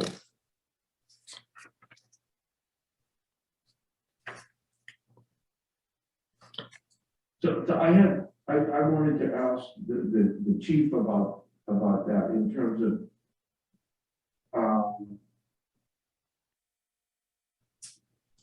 accessing the equipment and so forth and so on if it's moved to the school, will that is that inconvenient? How does the school feel about that? Has anyone asked the principal how they feel about it? We haven't asked the principal, but we have talked to facilities, and they don't care because it's our school, it's our building. It doesn't affect any of their usable space. It goes up in the attic. The equipment is a third the size, and this is what the chief doesn't want it in a building that's unmanned, has nobody around, and a potential area to be vandalized. And the equipment we're getting is much larger, and we don't have to have that tower anymore. We're going to have a little like satellite dish type of treatment instead of that monster tower that's starting to rust away and going to fall off that building in some near storm. So we're going to have to decide if we want to fix that tower that's out there now on an abandoned building or move it to the school, which was what the chief was recommending. Does that include taking the tower down then? Yes, it is. After the fact, we look because we're afraid it's going to fall down. If you look at it out there now, so we got a price from the vendor also to take it down. And that would put the building as surplus abandoned building with no town equipment or usage in there.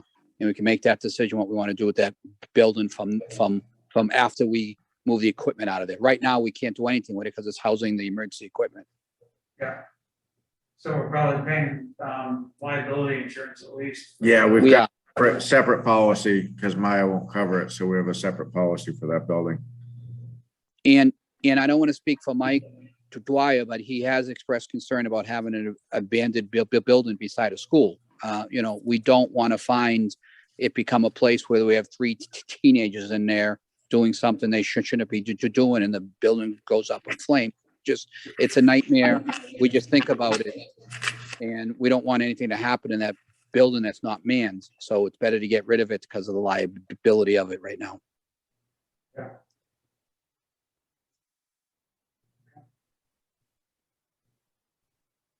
With that.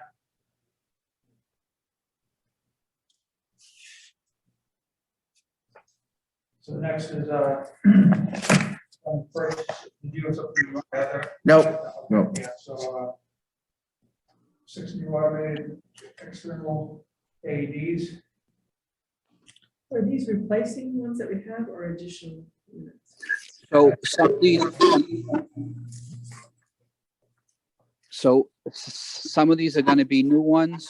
Mike and I met with the AED contractor consultant we have, the contractor, and we've been lucky because the ones that we bought years ago, they're still making, and they're still under their warranty to replace and fix anything that goes wrong with them. So these are some additional ones, and we're going to replace some that are just worn out. I think Mike wants to do a plan to replace some that are just worn that are in the frontline vehicles, the police cruisers. Are they worn out from being used or just from being old? And So So the one in, so for example, the one inside town offices that outside of your door right now, it's never been used. As long as we replace the batteries in it, it will last for a very long time. The ones that, the AEDs that get banged around, they get nervous. Even the vendor gets nervous on the reliability of them. If you're taking them out of the truck every day and they get slammed against the ground, not on purpose, but as they run up to a scene, they place it on the ground. Those tend to get more use.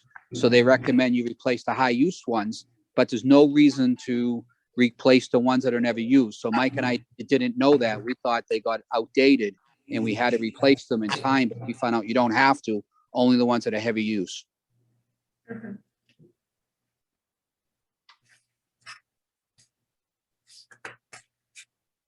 Which this article started out as being a $45,000 article. And as we did our homework and we did our audit on what we had, as you can tell, we were able to lower it to really what our real needs are and not just replacing ones for no reason at all. Great, thanks. Yep. The next one is replacement of the emergency rescue lifting bags.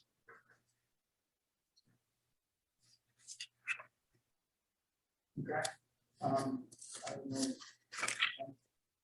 Go back to numbers, so. I'll just have Carl on top. I gotta want to back to work. Yes.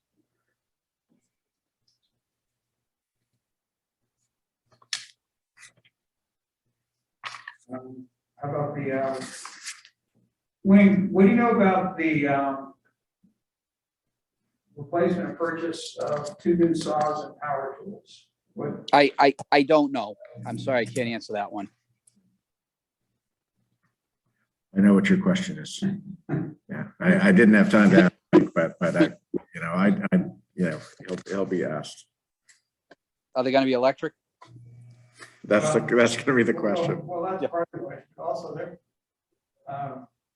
these are rescue tools, I guess.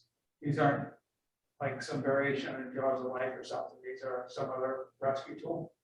Or what are they? Are they used for, cutting through the roof of a building that's burning, or? Yes, that kind of thing, yeah.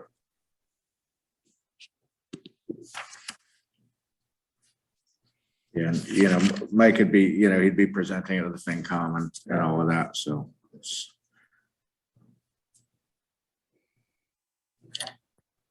The next one is would be a 9/10 vote for prior fiscal year payment, but these were 2 expenses that were submitted for reimbursement, long after the July 15th deadline. So, with one, if not both, if the people don't want the reimbursement, like there's no reason to go through all the process, but I just, they were legitimate expenses. And so I wanted to at least preserve the option. Yeah. I'd be, I'm good with it. I do think, finance department sends around a really nice year-end memo and 1st of June or so. And in looking back, it did go to department heads. It didn't go to like every committee chair. So I think, someone could be forgiven for not knowing about the deadline. Right. So.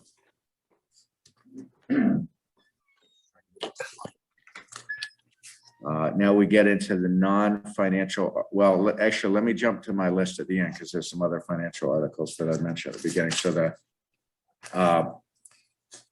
pension liability, OPEB liability, septic revolving fund, I'm pretty sure we're done. I don't think we need to, but I want to include it just because I just got to make sure. You never know. Yeah, I'm pretty sure we paid that off. I'm pretty sure, yeah, but I just didn't want to like not include it and then realize we missed so. It's been a punchline for like the last 5 years. Yeah, I think I know last summer we paid off something.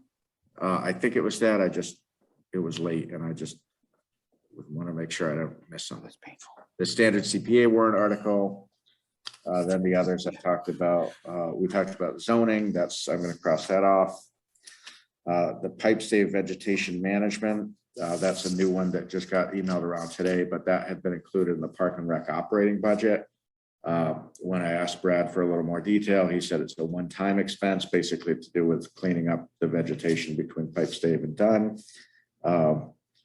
As a significant cost, you know, and a one-time expense, I would rather see that as an article than the operating budget, because I think the operating budget gives people a sense that that's like a durable increase. And if it's so, whether it's a good idea or not, I don't know. I just got it this morning myself, but I think it would be better as an article than in the operating budget. Brad had no objection to that.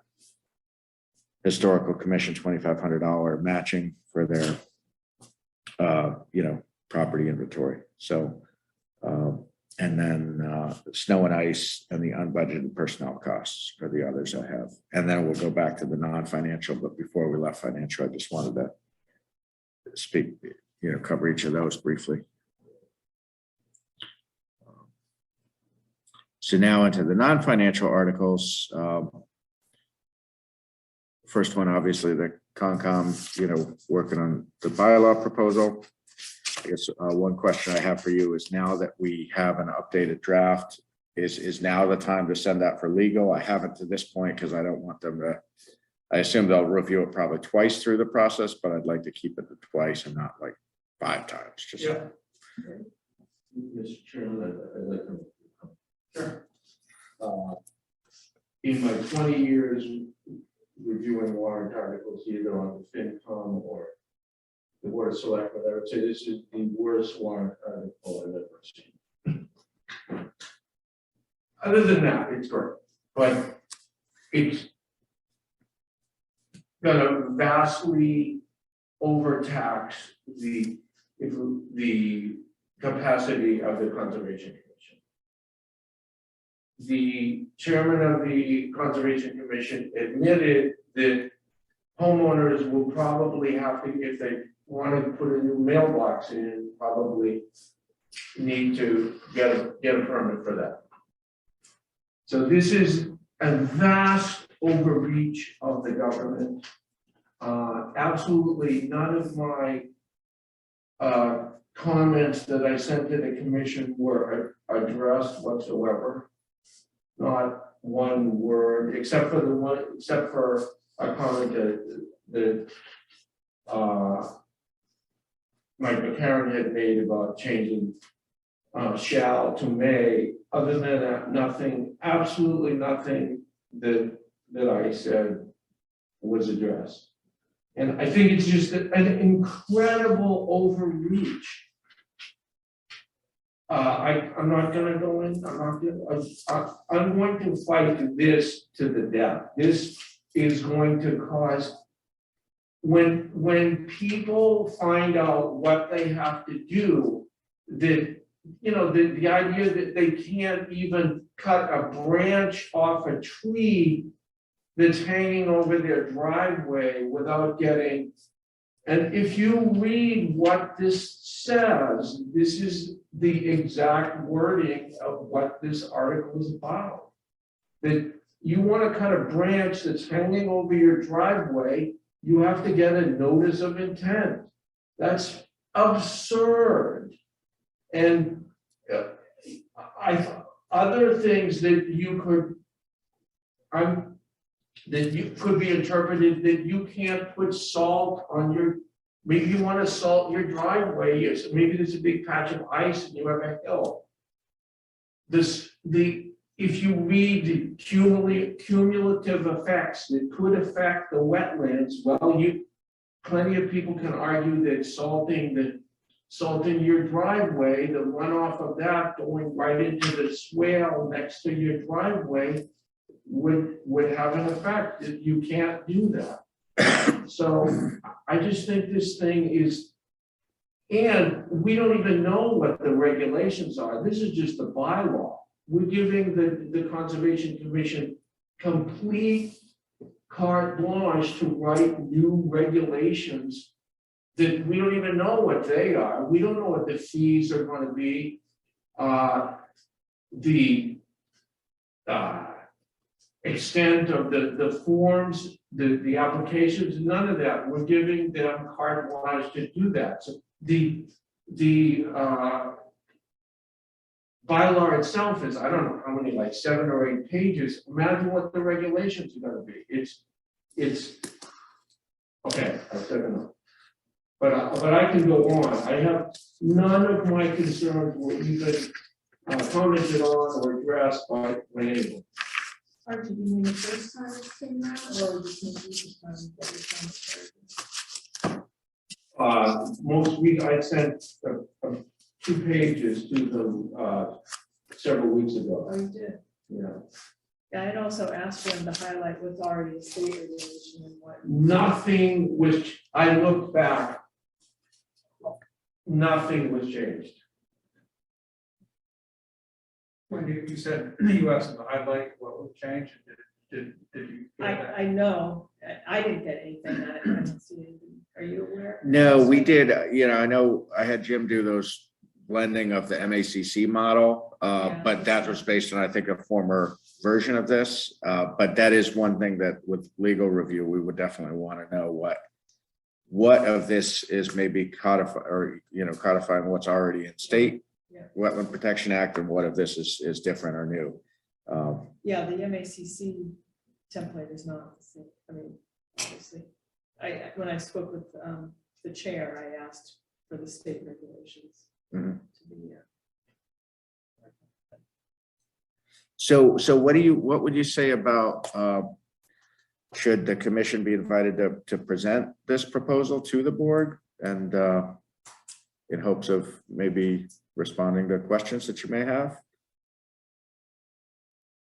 I did. I guess I think that would make sense. I mean, Archie, I've read it, but not with the same mindset and as thoroughly as you have. It sounds like we're gonna, it sounds like so wonderful. We're gonna save the wetlands. Of course, that's a great idea, except the definition of wetlands that they have is vastly expanded from what, and to say, well, and I said this the other day, I hate repeating myself, but we are not, to say that we have the same geography and topography of a more suburban town. All these other towns have it, why don't we have it? Well, we don't have very many catch basins, underground, sewers or anything like that. We have swales, and so naturally water, especially in West Newbury, where the ground is very impermeable to water, the water runs off the road, or it gets blocked by, it's like when you're at the beach and you put a whole bunch of sand and you build up a little dam. Well, the ground in West Newbury does not absorb water very well. So along the roads, it sits there for a while, but they're not streams. But by this definition, all of these places are streams, and it's going to create havoc for homeowners when they find out that what they have, that they can't, you can't, it doesn't even say cutting down trees. It says even cutting branches, removing any vegetation within 100 feet of these streams. They're not streams, they're drainage ditches. Removing any vegetation. Suppose you have poison ivy, you have to get a notice of intent to remove poison ivy on your front yard. It's insane. And this is if you read the fine print of especially the definition of alter, all the things that are included under the word alter are like way over the top. It's going, and they admit that it's going to create more work. They say that, but they don't, there's no dollar figure attributed to it. But if they're admitting that that's going to happen, that means a lot is going to happen. Actually, so I got a preview of this narrative. I met with the conservation agent probably about a week ago, and she had shared with me, and I went through and circled everything where it talked about, may increase, could increase. And I said, well, why are you guys being cute? Like, it will increase. And she actually said that was her language, not the commission. So she took total ownership of that. But I said, it will, it. She said, yes, it will. Like, it will. So let's, if we do it, let's be realistic about the staffing implications of that. Because even projects that may be found to not need a filing still need someone to go out on a site visit and maybe even bring it to the commission to find out that there's no filing. Anyhow, so I had actually, when I talked to Michelle last week, we had reviewed calendars and where we are getting to where Concom and Select Board are staggering, which is good. And so I had kind of taken the liberty of penciling in March 14th to invite the Concom. That's not set in stone, but if you're agreeable to that, I'll confirm with Michelle, and they'd be invited to present the bylaw at that point. Does that make sense? Yeah, it'd be good if they could answer Archie's questions and also address identify what the state and what's new, what's above and beyond the state regulations. Mm-hmm. All right, and I think sending it out for legal and getting their comments back sounds like now would be the right time for that rather than waiting. Doesn't that have to go to the Attorney General? It would after adoption, yeah. Okay. Not before. No, not before. And then also the staffing impacts, if they could estimate that. Yeah. We have a month to do that. Yeah. Yeah, no, the staffing impacts are going to feel that Michelle was already pressed. Yeah, but let's not talk about, is it? No, I think that she shouldn't have more work, because these things are not necessary to be evaluated, because they're so minute. And one of the things I said when I met with Michelle is I said, this isn't just about your specific workload. This becomes a town's obligation. And as town manager, I need to be cognizant, and we need to be cognizant of, let's say we get, given notice, like, mid-April that, oh, I've got another job. And we have these on the books and we have a period of months with no one there. We have to, as a town, be prepared to go forward regardless of like the staffing. So that's where it's not just like the current person, but it's like over time, we need to make sure that office, and I've been concerned for a while about the lack of any kind of support position in that office. I think is a real vulnerability this town has. And if someone gets hit by a bus or someone moves on to greener pastures, we have to make sure that office continues to run. Not just that office, every office. So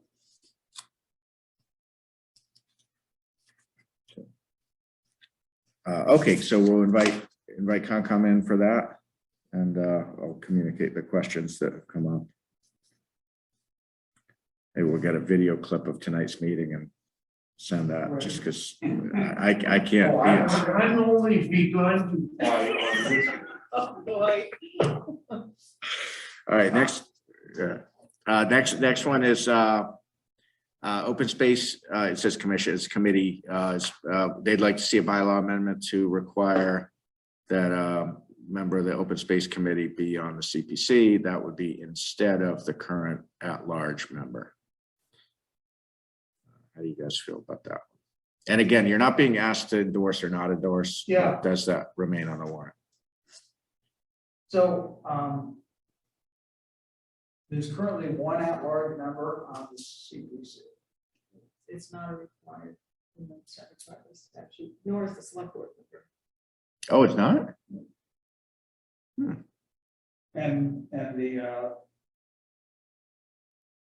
And OSC is not required to be No, on that because, currently?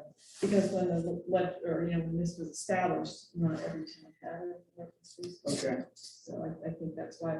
Yeah, I think that's the reason.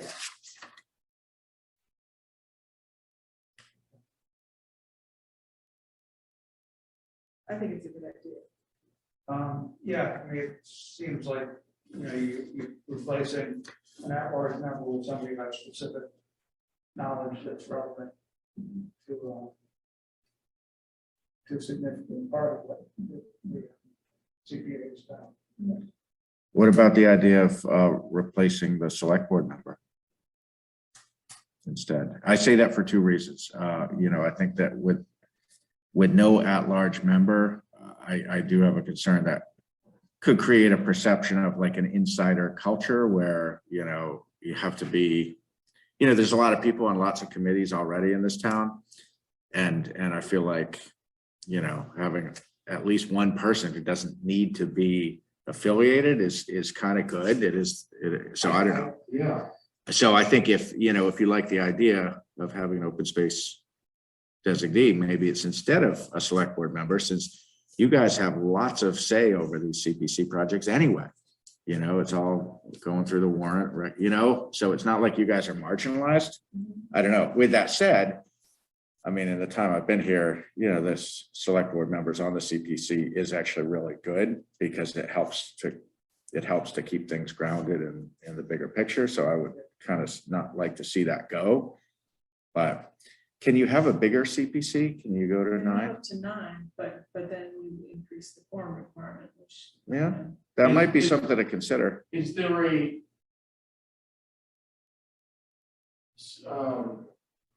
is there somebody from Parks and Recreation? Yeah. There is. Yeah. Planning board, park and rec. Well, yeah, I know the other ones, but I didn't know if there is a. Yeah, so that's why it's odd that there's no.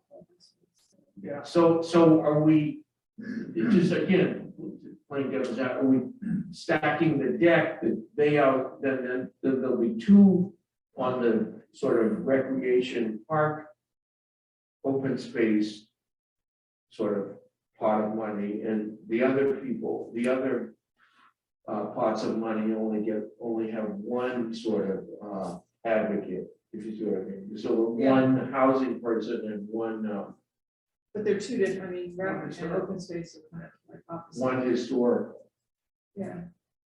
But they also have to split them too. Well, yeah, okay. Maybe for purposes of placeholder, you think of something like, article to propose amendments to the CPC bylaw to change the composition of the CPC. And then if you guys are the sponsor of the article, then you look at different scenarios, whether change, maybe increasing membership, maybe replacing select board member, although I do have concerns about that.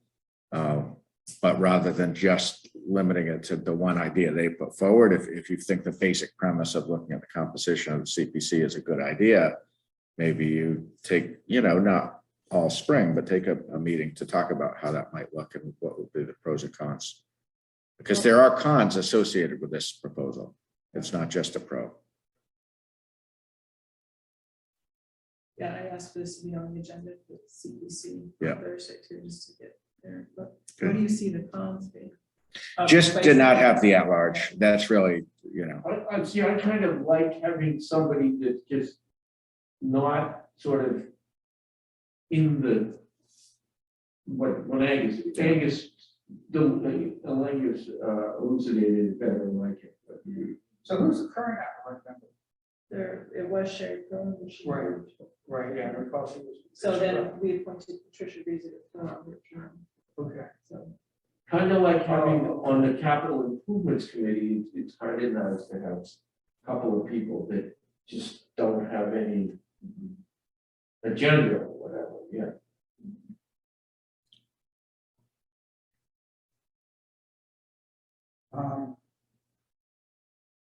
And okay, so select board, planning board, Parks and Rec, historical commission, housing authority, Concom. Concom. Okay, that was the one I think that Concom and at large. So 7. And, so if it were to go up to the limit of 9, which, as you said, requires, ups the quorum, but is it hard to get 5 out of 9 as opposed to 4 out of 7? I don't know. But who were the other 2 members? We have a hard time. Well, right, well, no, well, one would then be, let's see.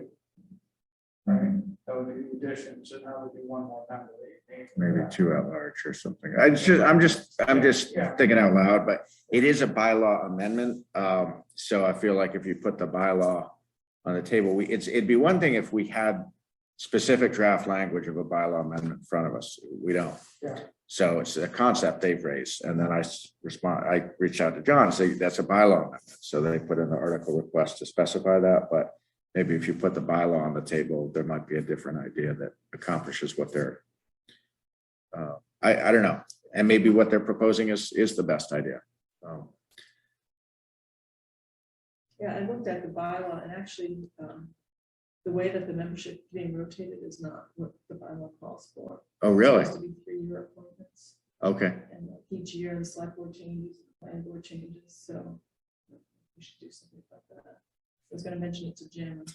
Yeah, that's kind of weird because if that would basically mean that the newly elected select board member would have to be the, It might be annual for the select board, but I know the planning board changes annually. and Okay. the- yeah, I mean, prior to bulking up our staffing in the clerk's office, a few months ago, it wouldn't surprise me at all. There wasn't anyone whose job it was.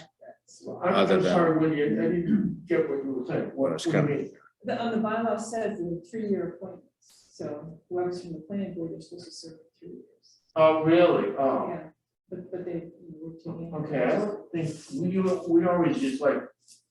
Whose turn is it? right? Pick the whoever, yeah, I don't think we do that, no.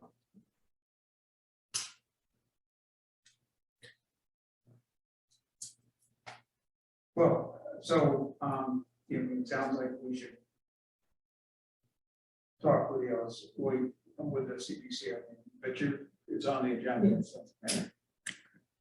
So is there anything specific you want, any feedback you want from the committee itself? Well, I mean, one variation would be to up it to a 9 person. Now including to the OSC and possibly a second at large. I don't know if there's any other, I can't think of any other committee that would make sense to include.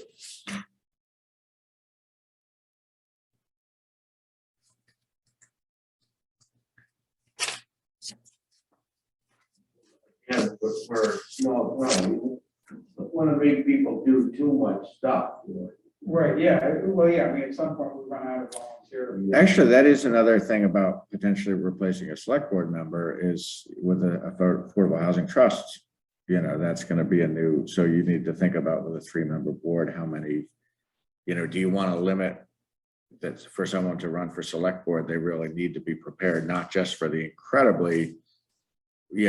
incredible time impact just being you, but you also need to be on XYZ.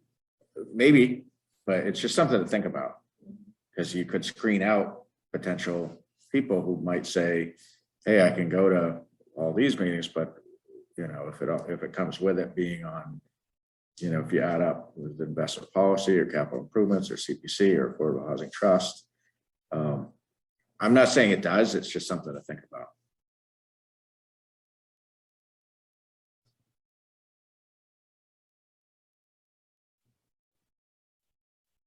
Anything further on that? So basically the bylaws on the table for discussion in terms of the composition of the committee. Next one, Affordable Housing Trust bylaw. Some of this verbiage I'm going to clean up a little bit. Wendy, I thought it was good. He's not going to fight this one till he was there any tries. discussions about the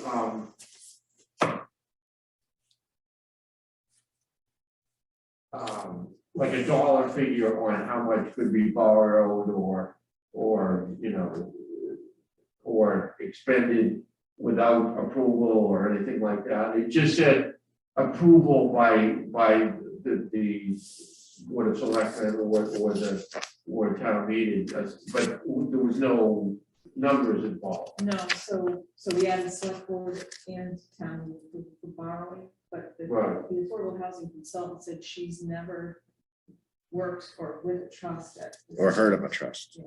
Really? Yeah. That's amazing. So that's why she said, put it in that town meeting for what's needed, but it's very, we would be in that position.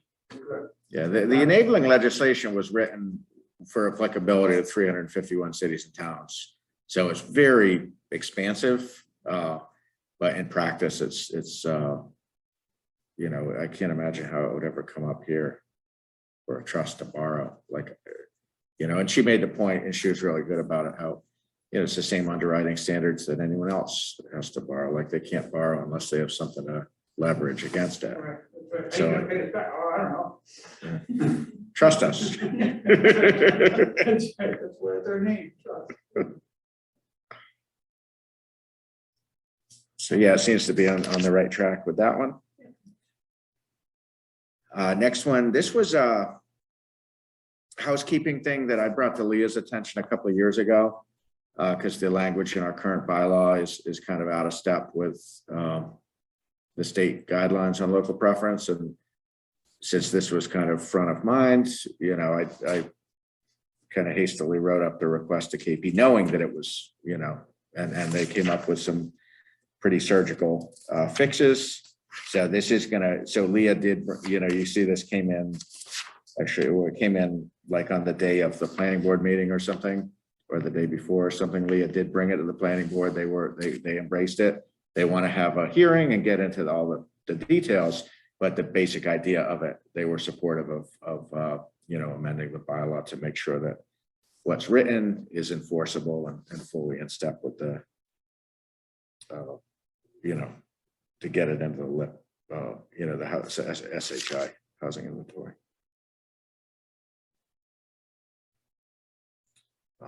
So they'll be initiating, you know, zoning hearings for that.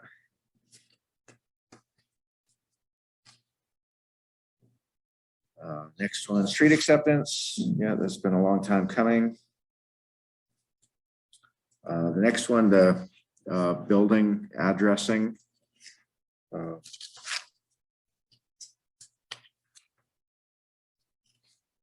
We could have Sam come in and present that if you'd like. It would be good here. Will it have impacts on changing current address? I sure hope not. That'd be a nightmare. Right. I can invite him in to present it. He brought this forward a couple of It times. seems and pretty it's- straightforward.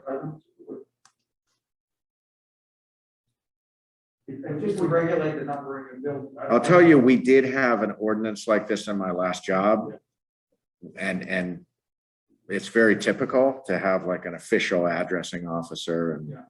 the E911 is a big piece of it, you know, that things. Yeah. So it's something Sam had brought to my attention, you know, shortly after he began working here, and he brought forward this draft, I think, probably about a year ago for the first time, and it just wasn't the right time with too much going I on. remember that. I thought, because I kind of thought we dealt with.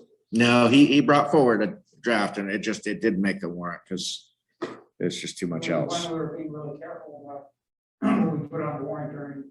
Okay. COVID, as opposed to this one, is 10,000 articles. Because COVID's no longer an issue. Right, and all of which are gonna just go by in a flash. So yeah, I can work on, you know, scheduling something with him, because we're gonna need to, you know, understand it and make sure the voters understand it. The next one you've heard about, you know, in practice, the town clerk's office has been waiving the fees for years. This is just to adopt the MGL to kind of housekeeping.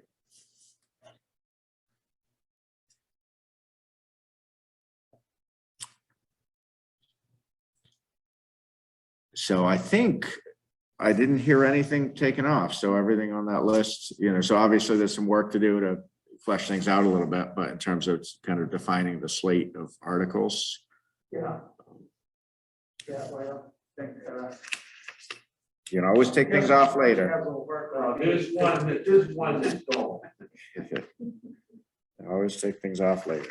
And I'm, I think your idea of the planning, the permit link thing being Yeah. transferred over. Yeah, I just put that in the technology budget. It's silly to, the amount of rigmarole associated with an article. Yeah. It's not that much, but it's more than it needs to be for something like that.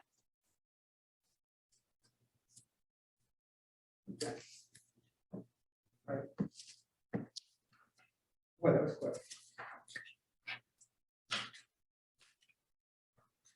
We're to vote to approve the warrant, right? Someone's got to make that motion. Yeah. I move we close the warrant for the annual and special town meetings for.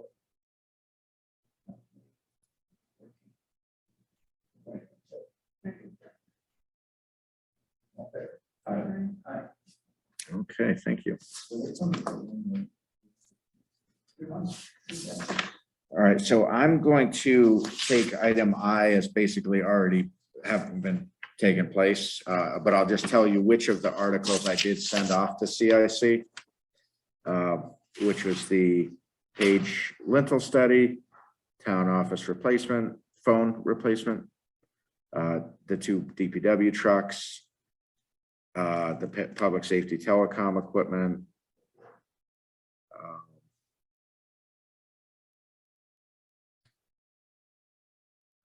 that's it. Did I miss any? Anyhow, I went through them all, and anything that looked like it could be funded from stabilization, I included in there. So they'll start their process tomorrow night.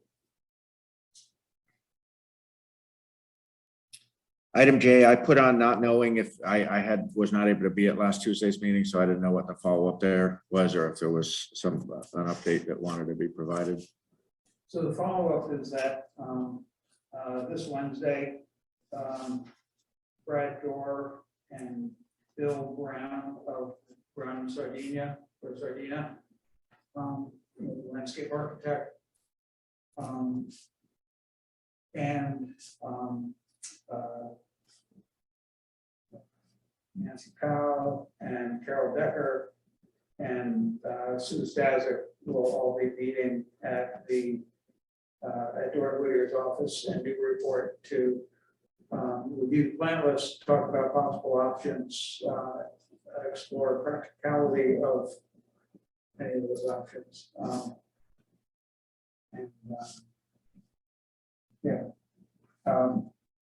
I was involved in the discussion to set up the meeting, but I don't think I'm going to be available Wednesday afternoon. I may try calling it.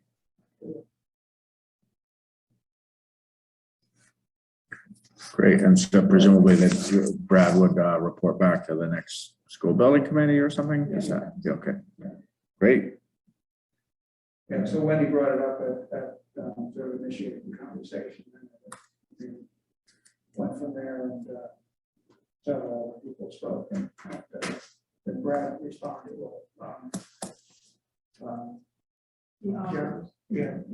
Brad offered, Jonathan was kind of looking for a solution, and Brad offered to try to come to some terms with it, working with an landscape architect. The concerns about scheduling as well as cost. I think it's mostly Mostly scheduled. scheduling,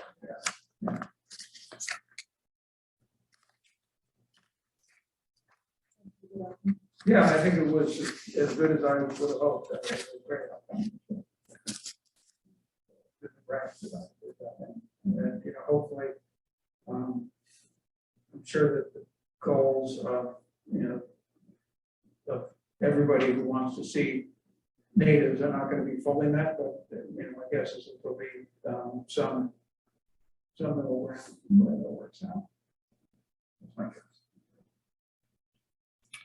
All right, item K, update on wage classification study. This outreach letter was sent to all departments and all staff. There's 45 positions that are included in the scope. So we're going to have two consecutive meetings, both covering the exact same content to allow departments that may have only one or two people to stagger attendance if they need to keep the office covered. Really excited about this. It's been a long time coming. It's taken a while to get to this point, and been a really, really good discussion, about 2.5 hours last Tuesday with myself, Stephanie, and Jenny, with the project manager, Mary Accardi, and with Pam Lloyd, who's her associate, and they're both really, really good.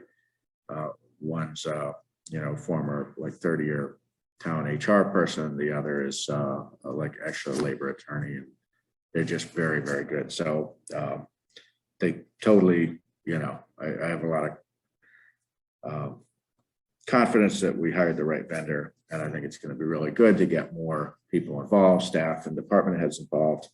And I think just the scale of what they're delivering within this contract, I think is going to be really, really high value, with not just the wage classification, but the job descriptions. And we've been doing this stuff piecemeal, for a few years, and so it's great to see it getting going. Any questions about the letter that was sent or the positions that were included or anything? No. That's good. That's great. Yeah.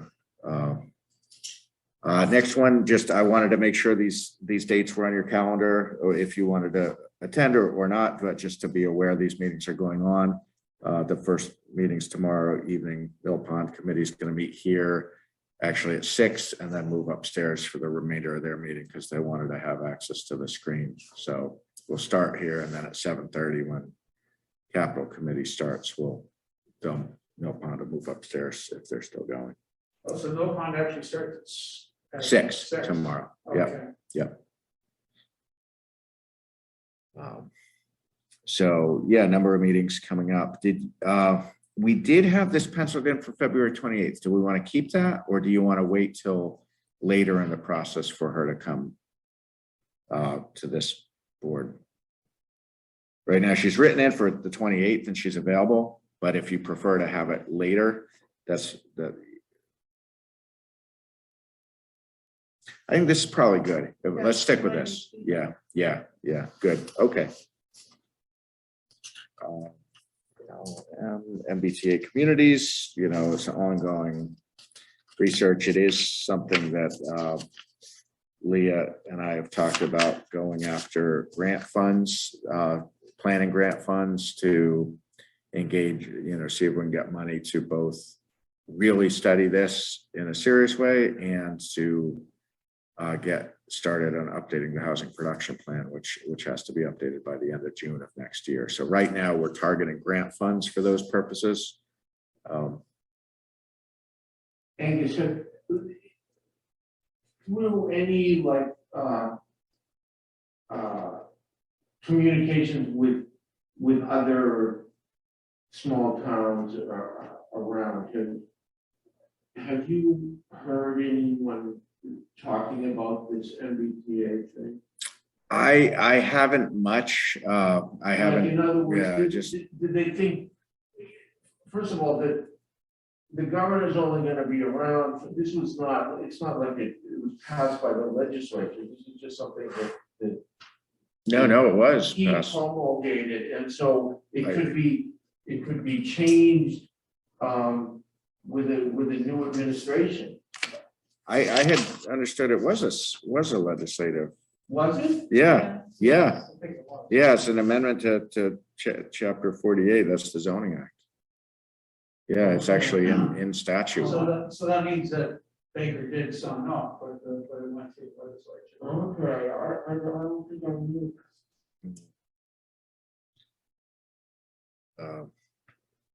Yeah, I went to that MMA workshop on it.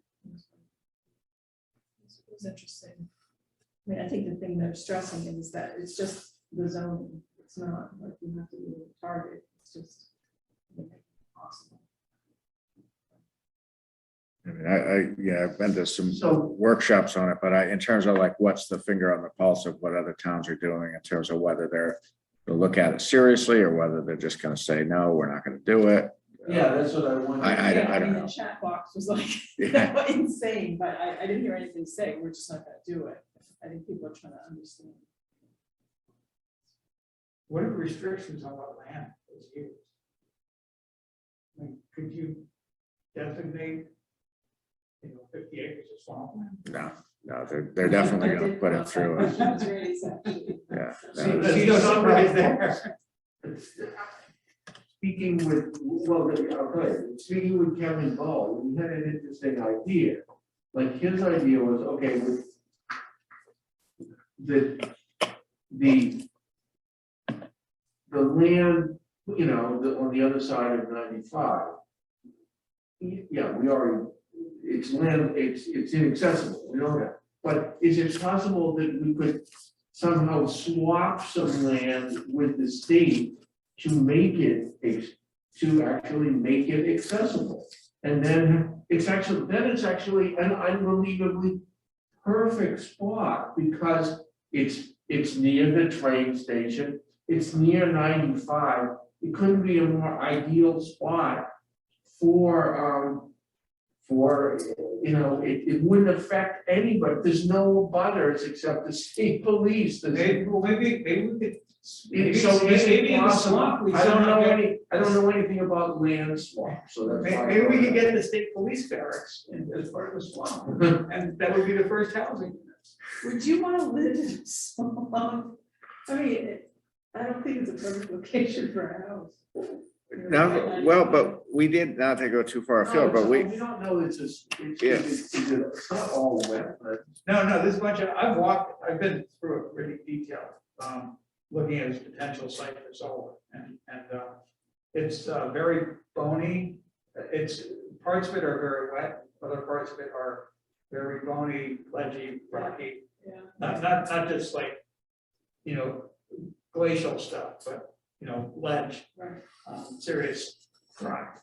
And then there's beautiful hardwood forest too, which would be attractive. But it's an interesting idea. Just to somehow make it useful, and then it's sort of like. Because it would actually be an ideal spot for this kind of thing, and it would, there'd be absolutely no NIMBYism at all.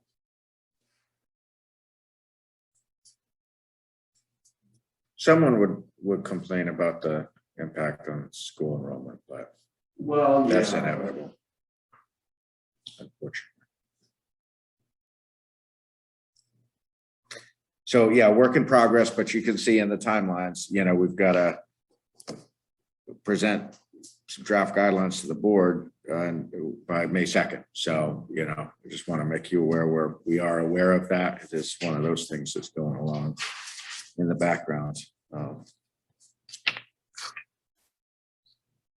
I had thought we actually have a stormwater working group meeting tomorrow. So I guess what you have is just some of, those are our permit requirements this year. I will say that I know, I've talked to a couple of you individually about the whole washout down across from the high school and that site and what a real tragedy that is that has happened.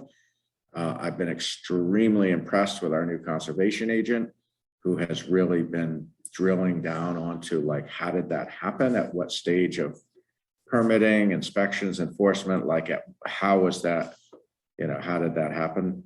So I think we're gonna have a really interesting stormwater working group meeting tomorrow. We have a lot that we're going to talk about there. So actually, I guess that was moved to Wednesday. It keeps getting rescheduled because of different people's schedules, but It'll be interesting to see what the conclusions are about, what happened as far as Main Street. Yeah, I think the more we can have like a development working group where there's real coordination and communication among planning, conservation, inspectional services, health. I think that's where it needs to begin. Somebody, I think, does ask the question, what could possibly go wrong? Yeah, yeah. As well as, looking at the service we're getting from, third parties and whether that's sufficient. And then the last one's just the informational. This is, I know you knew we had opted into this program, but we've now kind of officially signed the paperwork and It's got 4 or 5 emails. Yeah. Like, what's going on? I just got like 5. Yeah. Is that? when Do tonight? we want to open these or these? This is I the program. it's a test. Yeah, I'm not gonna open it. Well, they're links, and I haven't gone to one yet, so. I didn't even open the email. Oh, yeah. Huh, Just I like didn't, so suspicious. what like time? 5:20, 5:22, 5:26. I didn't, I'm not seeing anything in my. Security inbox. education, what's it called? Security education platform, awareness@securityeducation.com. I got- signed the cybersecurity training assignment. I got 5 of them. So is it 5 individual assignments, maybe?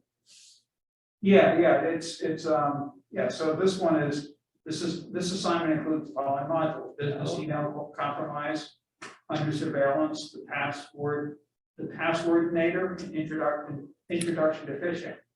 I mean, I'm confident that these are not legit. I was not worried because I was kind of wondering when did they actually start sending stuff? I know I got 2, but nothing today. Yeah, these are mine date 5 for time is 5/27. Yeah, mine too. Okay, I can open it? Yeah, Are they different modules in each one? yeah, they are. Yeah. So, so here's. Is it from? Here's the assignment. Is it from the, Office of Yeah, Technology. it's awareness@securityeducation.com. Thank you, the Executive Office of Technology Services and Security. Which is okay, the name. yeah, of the yeah, office. okay, It was, EOTSS. Yeah. yeah. I will say, I've never dealt with, this is a grant, there's no money, there's a grant. I've never dealt, it's been a huge headache just in the short time. Like Yeah. when they sent information, they sent 12 different files and 4 different file formats. Some was PDF, one was Excel, some was Excel. There was like, you were supposed to like log in and create some portal for secure sharing. I don't know if they know how many accounts and passwords, like, I mean, it's just, anyway, like for a tech office, it was the most obtuse way of sharing information. I don't know. I've gotten my 2 training assignments. I haven't had time to do either of them yet, but that's why we signed up for the do it at your own pace. Yeah. I was adamant with Christian, we are not doing this on their schedule because we're pretty busy. So, but we're doing it. We're doing it, and it's important. So. When's the RISA person? Who? Well, that's a good time. He is coming on the 28th. Yeah, we've had some follow-up correspondence, so that'll. I think I sent you some of that in terms of what was driving their costs, but yeah, he's confirmed for the 28th.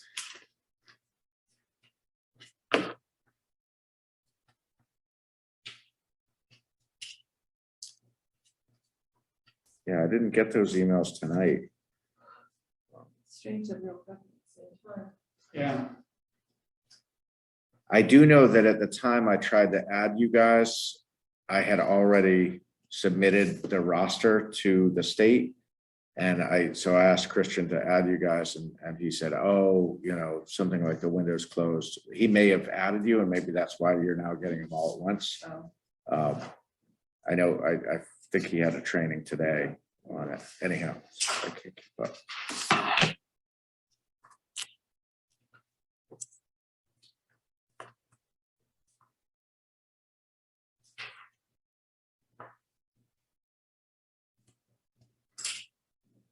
done?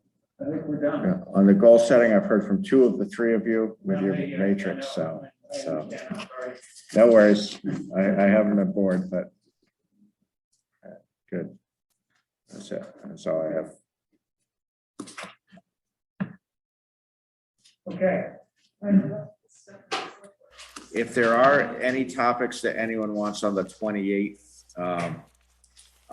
be sure to let me know this week, because I've been working with Rick on that agenda already. Yeah, Started we a should, week ago, we need so. to talk about, because, yeah, we need to talk about the agenda for that night, because I'm not gonna be chasing you, and you're not gonna be looking for me to chase you. Yep. You're not chasing me? And that's. Yeah, because I'm back the 28th, and then he's gone the next day for a week, so that's. I'm leaving early the next morning for the, After the 28th, to go race sailboat, so. Oh, you're right. Yeah, so this Arctic racing, or are you going to the I'm Caribbean? going to the Caribbean. All right, did we adjourn? I move that we adjourn, Yeah. that's 2 out of 3. Okay, great. We'll be done. All righty.